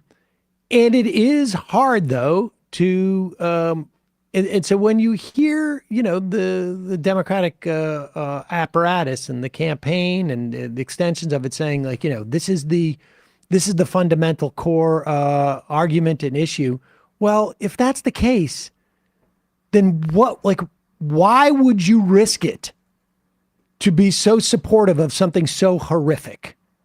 Like, where is the U.S. interest? Your constituents' interest? I mean, where is the interest involved in this going to put aside the moral reasons why you shouldn't be doing this from a political standpoint? And there really is a sense that they are just so in a bubble. Put up this tear sheet from this New Yorker piece. It's an interview done by Evan Osnos of Biden and other Not folks necessarily in the an interview. I mean, it's like it's a big profile. Oh, profile of what's going on there. But he interviewed a lot of people. There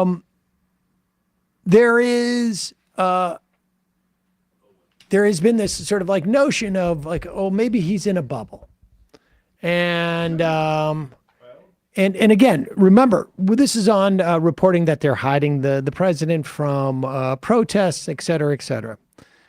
Unsurprisingly, Biden's aides reject the idea that the White House is insular or dismissive of reality. Zients, that is Jeff Zients, the chief of staff. I have to say that, I know somebody who's in business who has dealt with him. They're not impressed. It was a massive drop off, by the way, from Ron Klain. Aside from the ideology, I mean, yes. But here's the big difference. Klain comes from politics. Yep. Zients does not. That's a problem. Who succeeded Ron Klain as chief of staff last year. And here's you'll see the problem. Pointed to Biden's reputation, this is Zients, for soliciting opinions from critics. Are you ready for this? Zients is now bragging. The president listens to critics. So he listens to this show. Quote, just the other day. Nope. He picked up the phone and called Larry Summers. Shoot me in the face. Now, look, Larry Summers has been a critic of the administration because they didn't hire him. Okay. Zients said, as outreach goes, it was relatively safe. Summers, despite his critical comments, is a longtime advisor to presidents.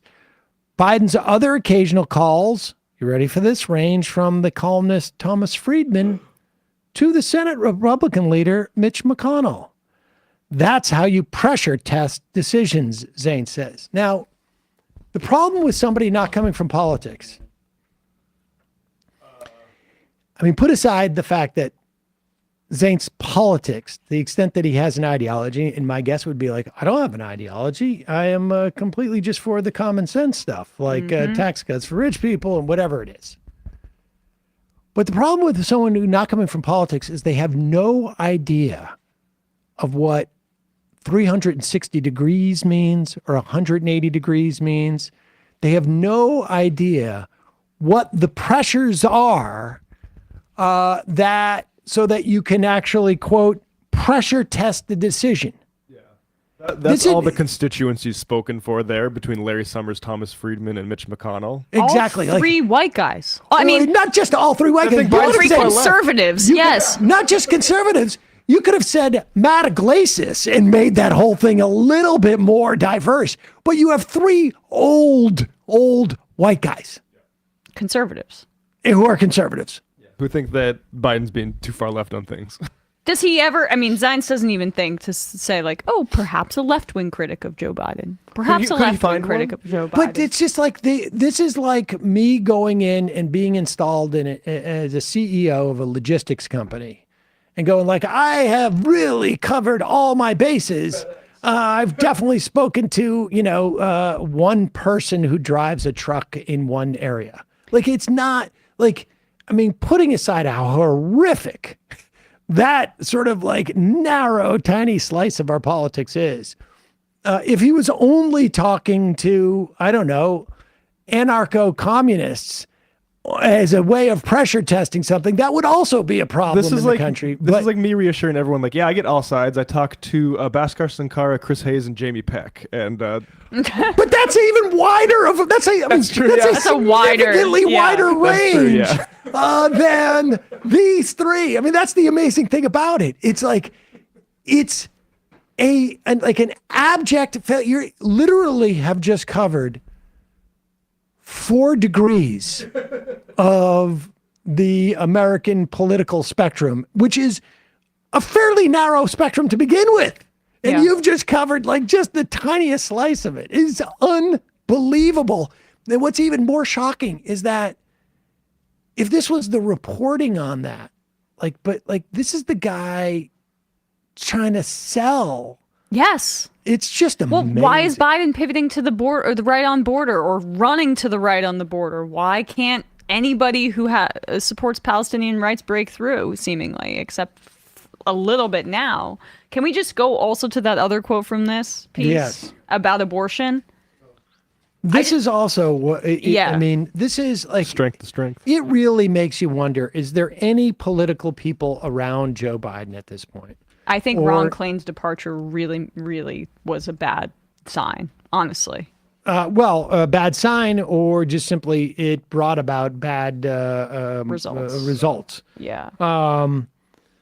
Biden's talking about or I should say the writer's writing about abortion. For decades, the politics of abortion were notoriously awkward for Biden. By the way, this is the Democrats' #1 electoral advantage in the fall, just to give people a sense of how ill-equipped Biden is for this moment. O'Malley Dillon, I'm not sure who that is. Jen O'Malley Dillon, his former campaign manager. Yes, okay. Said it's always been a hard issue for him, but it became a very easy issue for him because of the Supreme Court. That's what an aide said.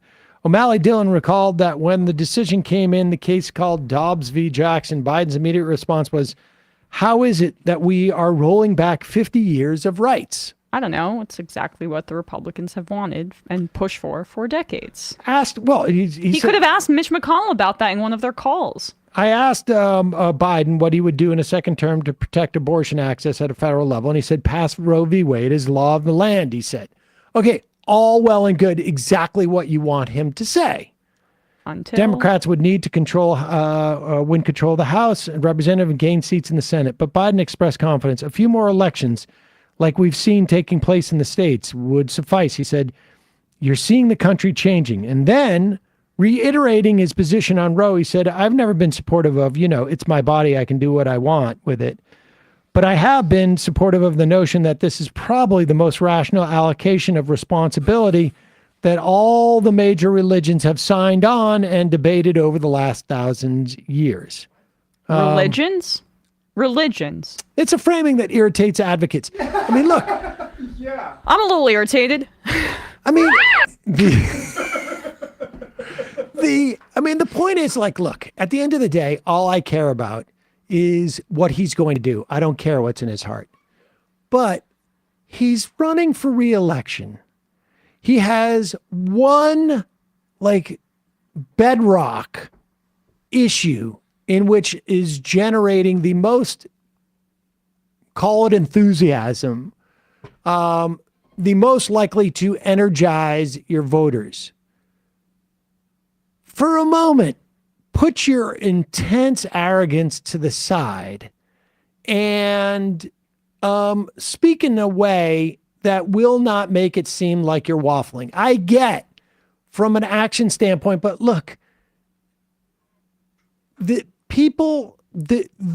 type of quote will get disseminated and it will be used against him and will be used to dilute the strength of this as an issue.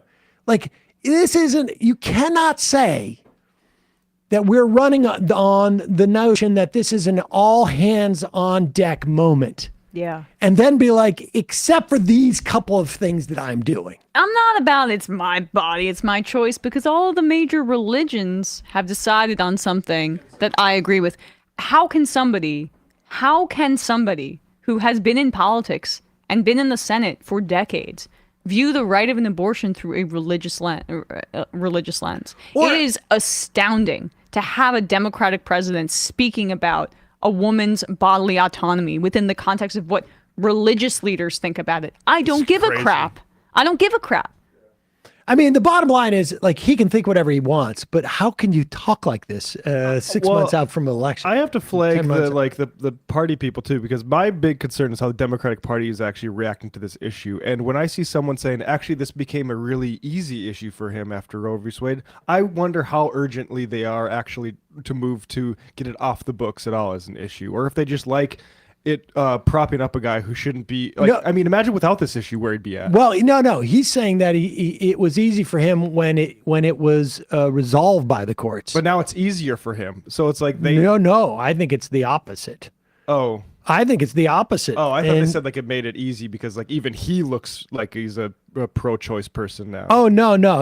Oh. It made it easier when the court said this is the rights, and then he no longer had to opine on it. Okay, I got. Sorry, I misunderstood. I mean, he is just so unfortunately ideological in ways that, like, again, this doesn't really impact. He's just living in a different era. I know, but he's living in the 70s with Israel. He's living in the 70s with abortion, and he's also imbuing his own, like, personal Catholicism into it. I don't care. His own personal Zionism into it. I don't care. Like, he is oddly, for somebody who we've described in other contexts as a cipher, just so stubborn and ideological about things that are honestly at the things he's ideological and stubborn about are the two things that are right now about fighting fascism. The most important issues in the election right now. He is so uniquely ill-suited to meet this moment. And I mean, I'm starting to get really concerned. I'm really concerned because generic Democrat, Kamala Harris even, I genuinely think most Democrats right now would be in a much better position. He's been digging himself in a hole.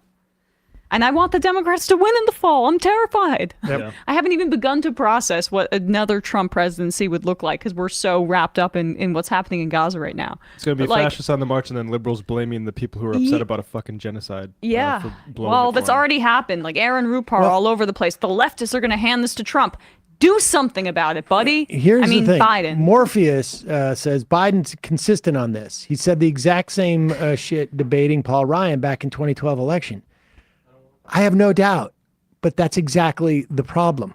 Because in 2012 we had a right to abortion in this country, and in 2024 we do not. And so my point is exactly that. Yeah. He is. His politics are obsolete.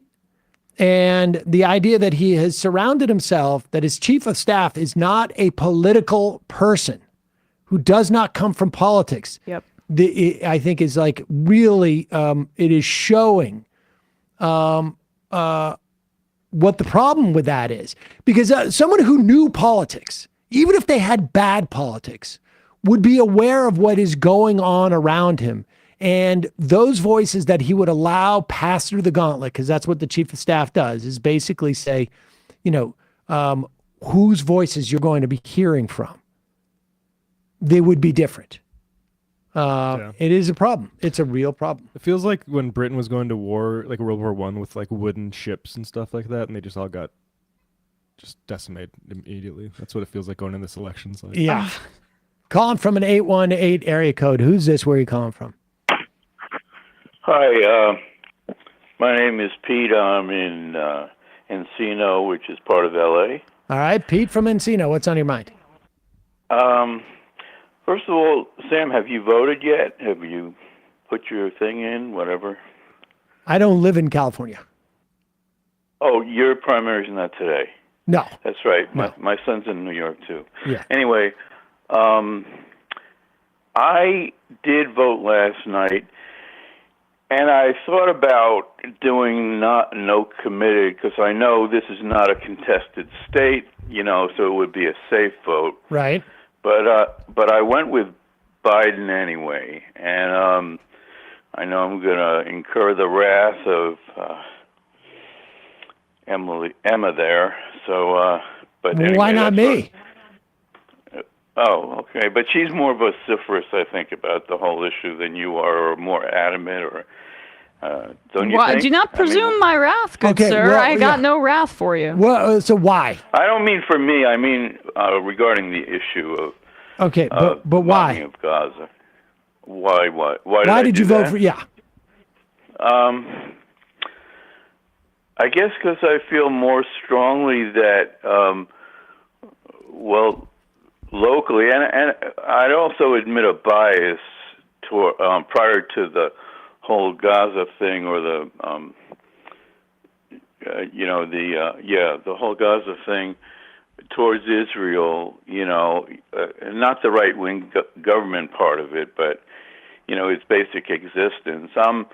I'll be 3/4 of a century next week, so I definitely am a boomer, but that doesn't define me at all, I would say. Okay, so you voted for Biden because you want Israel to exist, and what else? I admit to a bias in that direction, and because I'm more concerned with the domestic thing, and by Biden's overall performance, I think. Well, let me especially as compared to Trump. Okay, let me counter your argument with this. If you are concerned about the existence of Israel, and you are concerned about Biden being the next president, which it sounds like you are, those are the two things, that it would have been far more effective for you in achieving that goal to have voted for uncommitted or something similar. And I'll tell you why. Because we've just gone over it. A huge inhibition to his ability to win, fulfilling your second goal, is his unfettered support for Israel's slaughter in Gaza. I would also argue that your first goal in maintaining the existence of Israel, I've got news for you. There's never going to be a Democratic president who is going to do what Joe Biden has done. That's not going to happen again. And Israel, every day that goes on, it is increasingly alienated and becoming closer to a pariah state. And it's going to have to rely on the Christian Zionists in this country to elect a Republican president, I believe, going forward into the future on being not totally a pariah state. And so I think that like both of your interests would have been served by voting for uncommitted. And that's, without imposing, as a practical matter.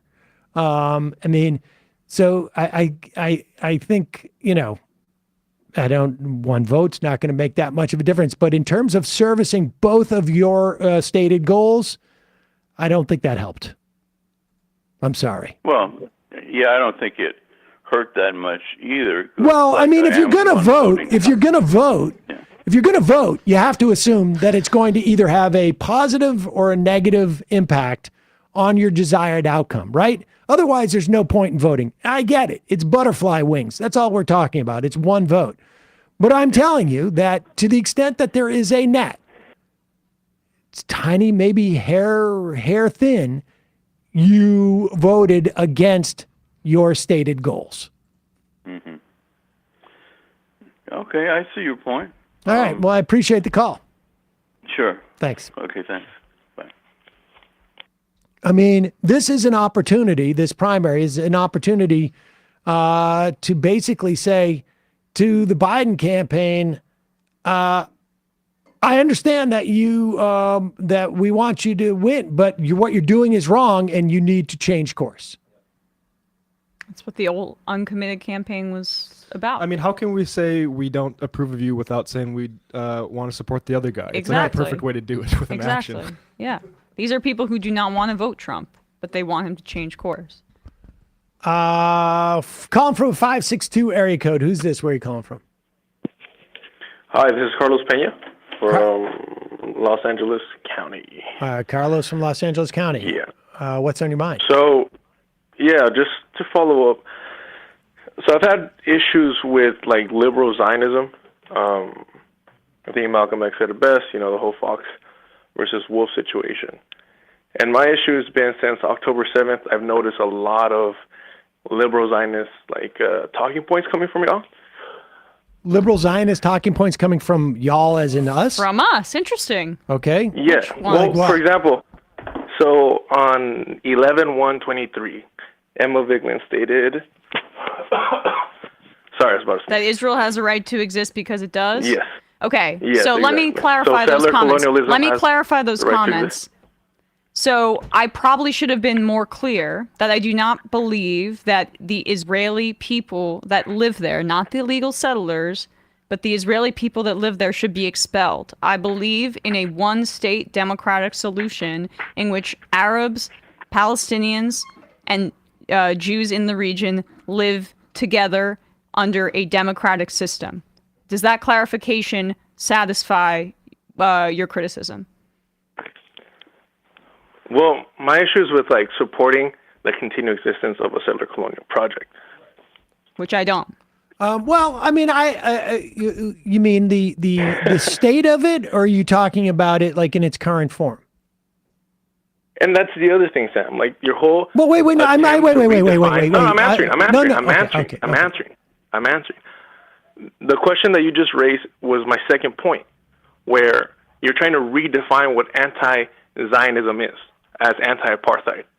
Apartheid is just a tool of settler colonialism, right? Okay, so now you answer my question. What is it that you're actually proposing? To actually support decolonization. Okay. To support the complete dismantling of settler colonialism. Okay, so can you be more specific in this instance? What are you saying? You're saying expulsion of all of expulsion of all of the individuals living there whose ancestry was not from that place. Is that what you're saying? No, I'm not doing the whole white genocide, remove all Europeans, right? I'm not supporting that. Okay. What I'm saying, I'm asking you. Well, you asked me a question.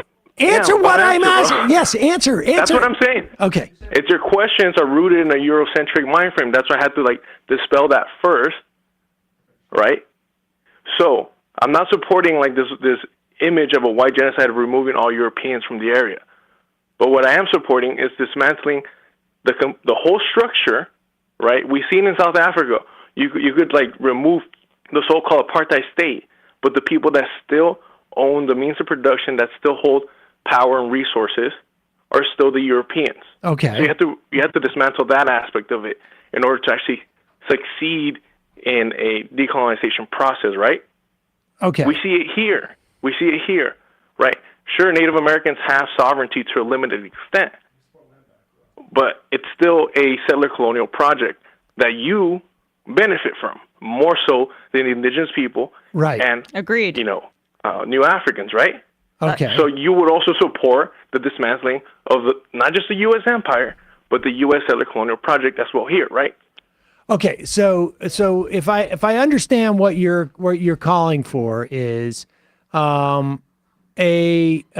you're talking about essentially a massive wealth transfer as well, not necessarily expelling all of the individuals from that area, but rather a wealth transfer. And by what means would you do it? Well, I mean, come on. Fanon has talked about this. You have Matt Leck there, right? He's always jumping in. Oh no, but I mean, so it is violent. Yes, it is violent. Okay. It's always violent. You know this. Okay. Oh no, I mean, why look, are you playing? I'm not playing. I'm asking you a question. I mean, well, look, ultimately, you invoke me to jump in. There we bring go. in South Africa. I mean, I think like Malema and what he points to, like with regards to what needs to be done to actually undo the economic inequalities of South Africa. Yeah, that needs urgent addressing, and like it is causing violence right now. But it needs to be covered. It needs to be taken over by a post-colonial government. I mean, I don't think you can solve the problem with just violence. I think you need to have. I mean, like we support, or at least I support, one democratic state, full right of return for everybody, and everybody wants to stay, should be able to live in peace. And then you have a structure like that. But go on. You want to jump in, be more specific about Fanon or whatever. Yeah, no, what I'm stating and to what you just referenced right now is you keep saying this whole thing of like free democratic state for everybody. Like, what right do these Europeans have to have a say within this state? Oh no, I'm not saying like wait for the Israelis to allow for full right of return. I think that should be imposed by the UN and out. Right. Yeah, 100%. But that's what I'm saying. Like, these Europeans have no right. No so claim expulsion whatsoever for to people any who decision-making. expulsion for people who don't have ancestry from there. I mean, I asked you that, and you said No, you keep pushing this. I'm not promoting some white genocide aspect. No one's saying white genocide. No one's saying I'm white not saying genocide. that. You That's are what you're referring to when you keep talking about No, we're not. expulsion. Wait. Okay. So wait a second. Expulsion is Hold not on. genocide. Wait a second. So all right. So wait. So how is it that so they're there, but they don't? There's no. They never get any type of rights in the future society, or they don't have a right in the initial phases of a unified state. Yeah. The I would the latter. Yes. Okay. And Because so- they're still an immediate threat, and we're seeing that in South Africa, where these white supremacists are just, biting their time, and they're still okay. I mean, suppressing the so I indigenous guess I mean from your perspective, if you perceive my sense that is incredibly theoretical and is not possible in practice, and you define that as liberal Zionism, then I guess I am, in your view, a liberal Zionist, and that makes sense. But you said it yourself that you wouldn't call yourself Colin, hold on for a anti-Zionist, second. right? Colin. Unless it was. Sorry. Hold on for a second. So we're not talking about Sam. We're saying like Ilham Pappy is also a liberal Zionist. We're also saying that Jeff Halper. Yes, and that's the issue with always Right. referring to them. I have an issue with Norm Finkelstein as well. Okay. No, but well, so you're referring to people who want a continued existence of Israel to exist in one form or No, another. that's not- Norm Finkelstein stated himself, "I'm not an I didn't enemy of mention Israel" Norm when he was Finkelstein. banned. I didn't mention Norm Finkelstein. No, I did. I'm talking about people who are specifically on the issue of decolonized Palestine. Jeff Halper's wrote a book on that. Do you have an issue with Jeff Halper? Yes, I do. I 100%. Yes. Okay. All right. Well, all right. Okay. Well, He's then a listen. settler. He wants to be there still. Then listen. You're right. He's European. Okay. Listen. On your definitions, you are correct. And all I What can is tell you. anti-Zionist, Sam? Wait. What is No. anti-Zionist? I've already conceded the point. You're right. I think there are you know all of the anti-Zionists, and you guys have your agenda, and that's it. You're right. You're right. You've won the conversation. Yeah. Okay. This is an issue that we have with you white liberals. Okay, I got it. Saying this kind of like, oh, you're right. Oh, you're better than bro. Like, no, I didn't say you're like, better. I understand that No. active, right? I want to make this it very is clear. active of like, No. of being self-righteous No, indignation. I'm not being. Always. No, dude. You in this conversation. Listen, I get what you're saying. I understand what you're saying. You're saying that there must be a total overthrow that must take place, that all of the European implants that have come in and colonized this must be completely disempowered in that first instance in setting up a new Palestine, let's call it, just for the sake of it. We don't know what the name of it would be, but let's just assume it's Palestine. And you're saying, and unless that happens, it is not a legitimate decolonization process. And I am conceding this point to you. Yeah. I don't know what else you want me to tell you. I happen to well, think. The issue is why hold not on. promote that?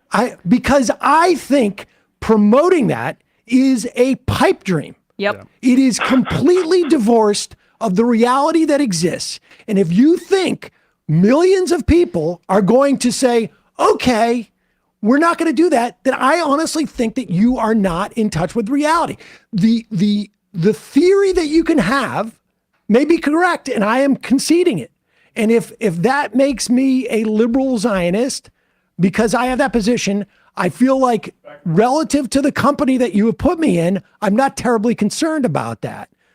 But I'm telling you that your position is, I think, completely fantastical. And I do. Of course you do.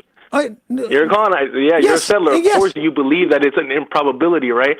Everybody likes to reference capitalism. I don't think it's an improbability. Capitalist realism. No, I don't think it's an improbability. But there is a settler realism. There's a settler realism as well in play, right? That you cannot perceive the fact that you will lose power.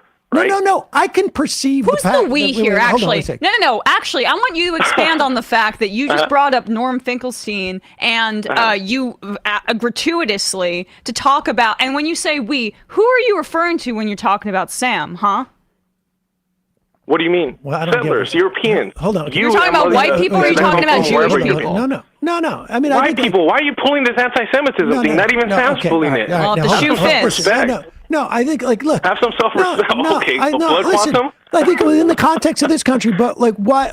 Yeah, I also of course. think. Thank you for understanding that. No, I do. I do understand it. I also think the idea that the white Europeans in this country are going to give up the levers of power is also fantastical. Yeah, not peacefully. That's for sure. No, listen. how do you I don't. Look how Emma but dude, let me ask you a question. Let me ask you a question. No, hold on. No. Wait a second. Listen. I don't understand what you get out of this. Like you're talking about a Eurocentric. Yeah, no. I mean, but there's no one who's listening to this show, who's watching YouTube right now, who is it doesn't necessarily think that it is what you're suggesting isn't impossible. And you're saying that there needs to be a violent overthrow, revolution of the United States. I'm not saying that's what it is. That's reality. I'm not promoting anything here. Okay. I forgot I gave my last name. You're saying that's what I mean by there needs to be. Yeah. Right? That's it's a necessity. There needs to be a violent overthrow of the U.S. government, and anything short of that is useless. I'm asking now, is useless or a waste of time or what? No. My main argument here is what you're promoting in the way that you're approaching it by trying to redefine what anti-Zionism is, right? Again, I have made it very explicitly clear that I've never contemplated myself as a Zionist or an anti-Zionist ever. Neutral on a moving train. What's that? You're neutral on a moving train. I've never defined myself as, you just accused me of saying that what I'm doing is anti-Zionism. And I have said explicitly many times, I have never considered myself a Zionist or an anti-Zionist. I don't label myself. Listen, I just simply don't. You just accused me of using a term that I've never employed. And you tried to redefine what anti-Zionism is as simply being anti-apartheid. When? And I gave you even the data of the phone. 11-1, right before the end of the year in 2023. Okay. 11-1, 2023. On November 1st, I literally stated. I stated what? Do you have the whole quote? Because I know exactly what it was. Then go ahead. It was. I was in a conversation. I would never. Go ahead. Sorry. I would never define myself as a Zionist or an anti-Zionist. I've never done that. And exactly. Yes.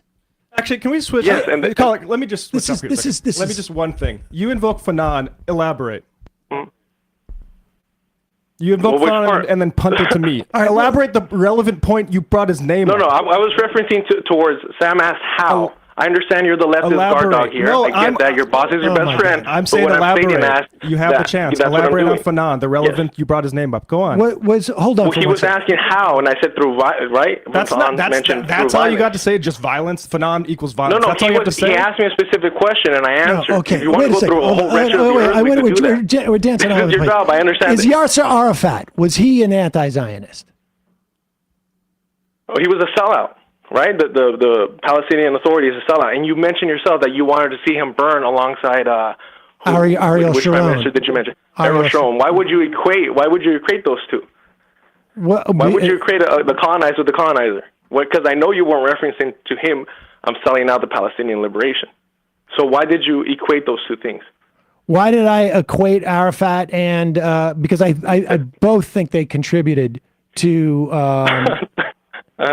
This is the issue. Okay, This is the well, issue. yeah, but dude, here's the issue. Settler mind No, frame. no, here's the issue. You got to How get your can you own equate show. both?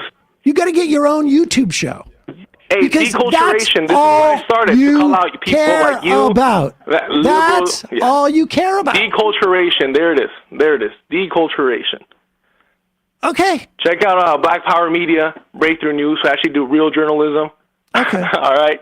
Yeah, I'll take care. Keep being white. Yeah, I probably will. I think it's a good chance we'll stay white. We'll still be white after this call. I mean, Look, I mean, Jeff Halper, who's wrote Decolonize Palestine, incorporates all this sort of concern into his preface. And yeah, it's an issue. Like, what do you, Ilan Pappy also, what do you do with the people who are already here? Is it a massive violent struggle? If Breakthrough News, if that's what their stance is, good luck organizing around that. Yeah, I mean, look, this is the thing that I find mystifying is not so much what this guy's opinion was, is that it is so necessary to a movement that believes it has the ability, that it is actual achievable goal to get millions upon millions of people to give up on their own in, I don't know what process, but a violent process, let's say. Yeah. He admitted that. A violent process, or any process for that matter, in a quick period of time, for someone to believe all that is possible, and then to think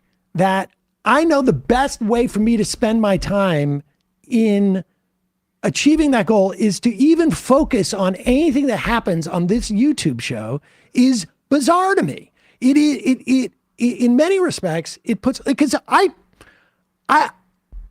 think it's perfectly reasonable to have a different opinion. I happen to think that goal that he is pursuing is completely impossible. Now, I know from his perspective, I say that because I both have a lack of imagination and I don't want that goal to come about. But the idea that someone who that is their project is even monitoring what's happening on a YouTube channel with our size of audience is fascinating to me, because it leads me to believe that in fact, what's happening is not that that's ultimately their goal. It is something that is more about self-satisfying themselves. Yeah. Well, my that's theory. when, I mean, he kept returning to saying the words white genocide, which is something that we never Well, I think said. you could argue, if you were going to expel everyone from the region, every one of those European descendants from the region, you could argue that is, from a technical standpoint, acts of genocide, ethnic But cleansing. look at South Africa. They don't say, "Oh yeah, we're going to do violence against these remaining whites." It's even Malema is land reclamation without compensation. Yeah, I agree with that. Do that. I'm sorry that it's not. Let's start like macheting people. I'm sorry that our position on this program is that we do not believe that thousands, if not millions, of Israelis should be slaughtered in a way. Well, he's not saying slaughtered, but he just believes that he just believes that overnight. He said it would be violent. Well, I mean, he's saying that there is a mechanism in which the violence is going to win out violent. to get exactly. I mean, that's what that violence is happening. We already see it. But the idea that that there is someone who is interested in that type of violent revolution and has the time to quote back to me something I said on November 1st, 6 months ago, is impressive. Yeah, it's impressive. Not necessarily in an efficacy way, but all right. Good luck to breakthrough, though. I mean, I get that. There just seems to be an incongruence between, or a disconnect between holding those positions and thinking that this YouTube show is even remotely relevant in that calculation. Yeah. There's a lot bigger problems between your agenda and it happening than this YouTube show. Like, who's out there besides media organizations that you can point to that are working on it? That'd be an interesting question, but maybe it's just all media. Calling from a 615 area code. Who's this? Where are you calling from? Hello, is this me? Yes, it is you. This is Julio from Nashville. Julio from Nashville. What's on your mind? Well, after that last call, but I called in to talk about Tennessee politics and just the dynamics of being in a really red state. And I'll say first, I'm a constituent of Andy Ogles, and he's the guy who I think, not sure if it was, well, I'm not sure who they were. They were asking him about all the Palestinian children who had been bombed, and he responded by saying, I think we should kill them all. Oh, I think guy. I know that guy. Okay. Yeah. He and I are both And the reason- he and I are both liberal Zionists. I'm not sure. Yeah, no difference really. No. But the reason we have a guy like that, because my congressman used to be Jim Cooper, who, for a Democrat coming from a red state, not bad at all, really. But what they did right before the 2022 election is they cut Nashville into 3 parts and watered down the rest of the votes with more out-of-city rural votes. And now that turns Nashville's Democratic congressmen into, 3 Republican Right. seats. Okay. But it really, and that is a blatantly racial gerrymandering that I heard there was a court case filed, but who knows what's happening there. But I just, essentially, in red states like mine, I think a lot of us, there's a lot of people on the left who hate the situation we're in, but we also feel completely ignored by any national party, Right. Attention. And even if we can't win majorities in these states, not having a Republican supermajority that will just expel 2 black members on a whim just because they insulted their honor or whatever, like, not having a supermajority is a goal by itself. And I think, we could get more attention to, I don't know. Well, just, it's a perennial complaint, and I think I think there is something to it. In a world where there was more resources, maybe, or even, resources were not as sort of like constrained by consultants, there would be a serious effort to build like a 50-state strategy but we're not there yet. But I appreciate the call. Thank you. Thanks. Left is best. We have some fun news. Oh, I did see that. Kristen Cinema supposedly, according to Manu Raju from CNN, She put out a video.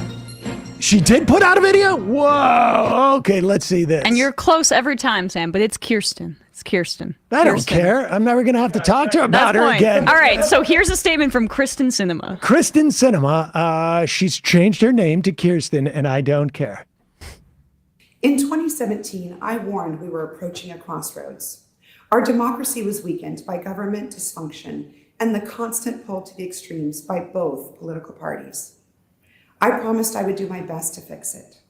to protect and defend our Constitution, to listen to others without judging, to focus on what unites us, and to make Americans' lives better.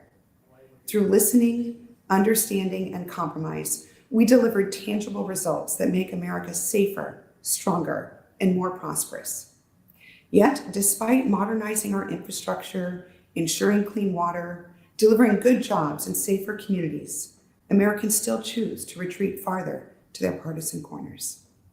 These solutions are considered failures, either because they're too much or not nearly enough. It's all or nothing. The outcome, less important than beating the other guy. The only political victories that matter these days are symbolic. Attacking your opponents on cable news or social media. Compromise is a dirty word. We've arrived at that crossroad, and we chose anger and division. I believe in my approach, but it's not what America wants right now. I love Arizona, and I am so proud of what we've delivered. Because I choose civility, understanding, listening, working together to get stuff done, I will leave the Senate at the end of this year. Over my career... Pause. Dramatic pause. Hold on for a second. Will you do that again? Just go back a little bit. She's trying to take two. No, she's trying. I understand what's going on there. Go ahead. Understanding, listening, working together to get stuff done. I will leave the Senate at the end of this year. Over my career... She was holding for applause. That's what she was. She was doing. actually holding back her tears that she won't be able is- to pay for private planes on taxpayer dollars anymore. I honestly think that somebody could, I would read a book. I would read a biography about her, and she completely, just bizarro. Would you really? I don't find her interesting at all. I think she's... What does she think she's doing? Like, what did she think she was doing from the beginning? It's so nuts. I mean, Fetterman's trying to do it right now, which is like combining a non-traditional aesthetic with actually like centrist policies. Well, I mean, she's now what? She's chamber of... She was but like she a chamber started of as a commerce... Green Party That's candidate. almost what I find more. That's what I'm talking like about. Fetterman, Yeah. Fetterman, even from the beginning, was not as progressive as people made him out to be, and But identified as such. but definitely identified as such. But Sinema was a she was green. fringe She was political a, activist starting out. Her I'm not 20s. saying it's a perfect one-to-one, but I mean, she's just like a careerist who like dressed a But little she funky. destroyed her career too. That's the thing about it. At least like Fetterman may be seeing some polling benefit from it. She just basically blew her entire thing up. I mean, that's the thing I can't understand. There's Yeah, she's absolutely young, too. It's not no just old. rhyme or reason to all of this. If she was Mark Kelly, or at least had put the politics of Mark Kelly, she would have been a senator in Arizona for 20 years. Exactly. But she is not really interested in doing the work. No, We're aware of that. Yeah, clearly not. How many reports have we heard about her going on wine retreats, wine events, why like lots of No, wine it's like related doing events she's CrossFit. going It's to. like doing CrossFit and drinking wine. I don't Yes, know. that's I mean, all. she I mean, look. But She's John cashing Boehner was in. there for a while. She's cashing in. Yeah, exactly. She was the Chamber of Commerce's like favorite candidate and was always talking to those people. She's got something lined up where she'll make millions of dollars. I do want where a she flight tracker on She her. doesn't have to do the work anymore. No, I get it. But Yeah. I find this arc really sort of baffling, and it's not that I think that she personally is interesting. I think that there's just like, I would love to understand like what was she thinking? If she wanted to just get her, get the cash, like why even do this head fake that she's going to run in the election? Why get out now? I mean, it's, I don't know. It's, but I'm glad to see that she's done, because that means Gallego has got a. Joe Weisenthal of the used to be at Business Insider. I don't know if he is anymore, but said big opportunity for Dems to pick up a Senate seat. Yeah. Exactly. I mean, it really is I mean, it is going to be a definite upgrade. Thank God. And 'Cause she would have just diluted the vote either way. Yep. For Gallego. Yep. Do you think she's going to do a why I left the left like That's possible, official maybe. thing to But the that Republicans? involves work. Right. Yeah. That's the thing is, I she don't know. actually, I don't think she'll ever be in A sla- elected office ever again. A slacker, no labels presidential bid. Oy. All right. Folks, that sadly ends the phone call portion of our program. Oh, geez, I got to get going. What am I doing? I'm supposed to be somewhere very soon. Got carried away on that phone call. All right. 5 IMs and we're out of here. Maryland mailman. Trump's argument about holding presidents accountable sounds similar to what they say about police. Accountability will make them afraid to do their job. Trans Rodeo. Hey, I'm a Majority Report fan. Thanks for always bringing the good humor to tough times, and your Moses joke was tremendous. Could I please have a shofar for my mom who passed last night? She was dyed-in-the-wool Christian conservative, but would have never listened to MR. But you've made me into a bit of a conservative whisperer, and armed with the Sam Seder technique of planting cedar seeds, we had some fruitful conversations. R.I.P. Oh, this goes out to your mom.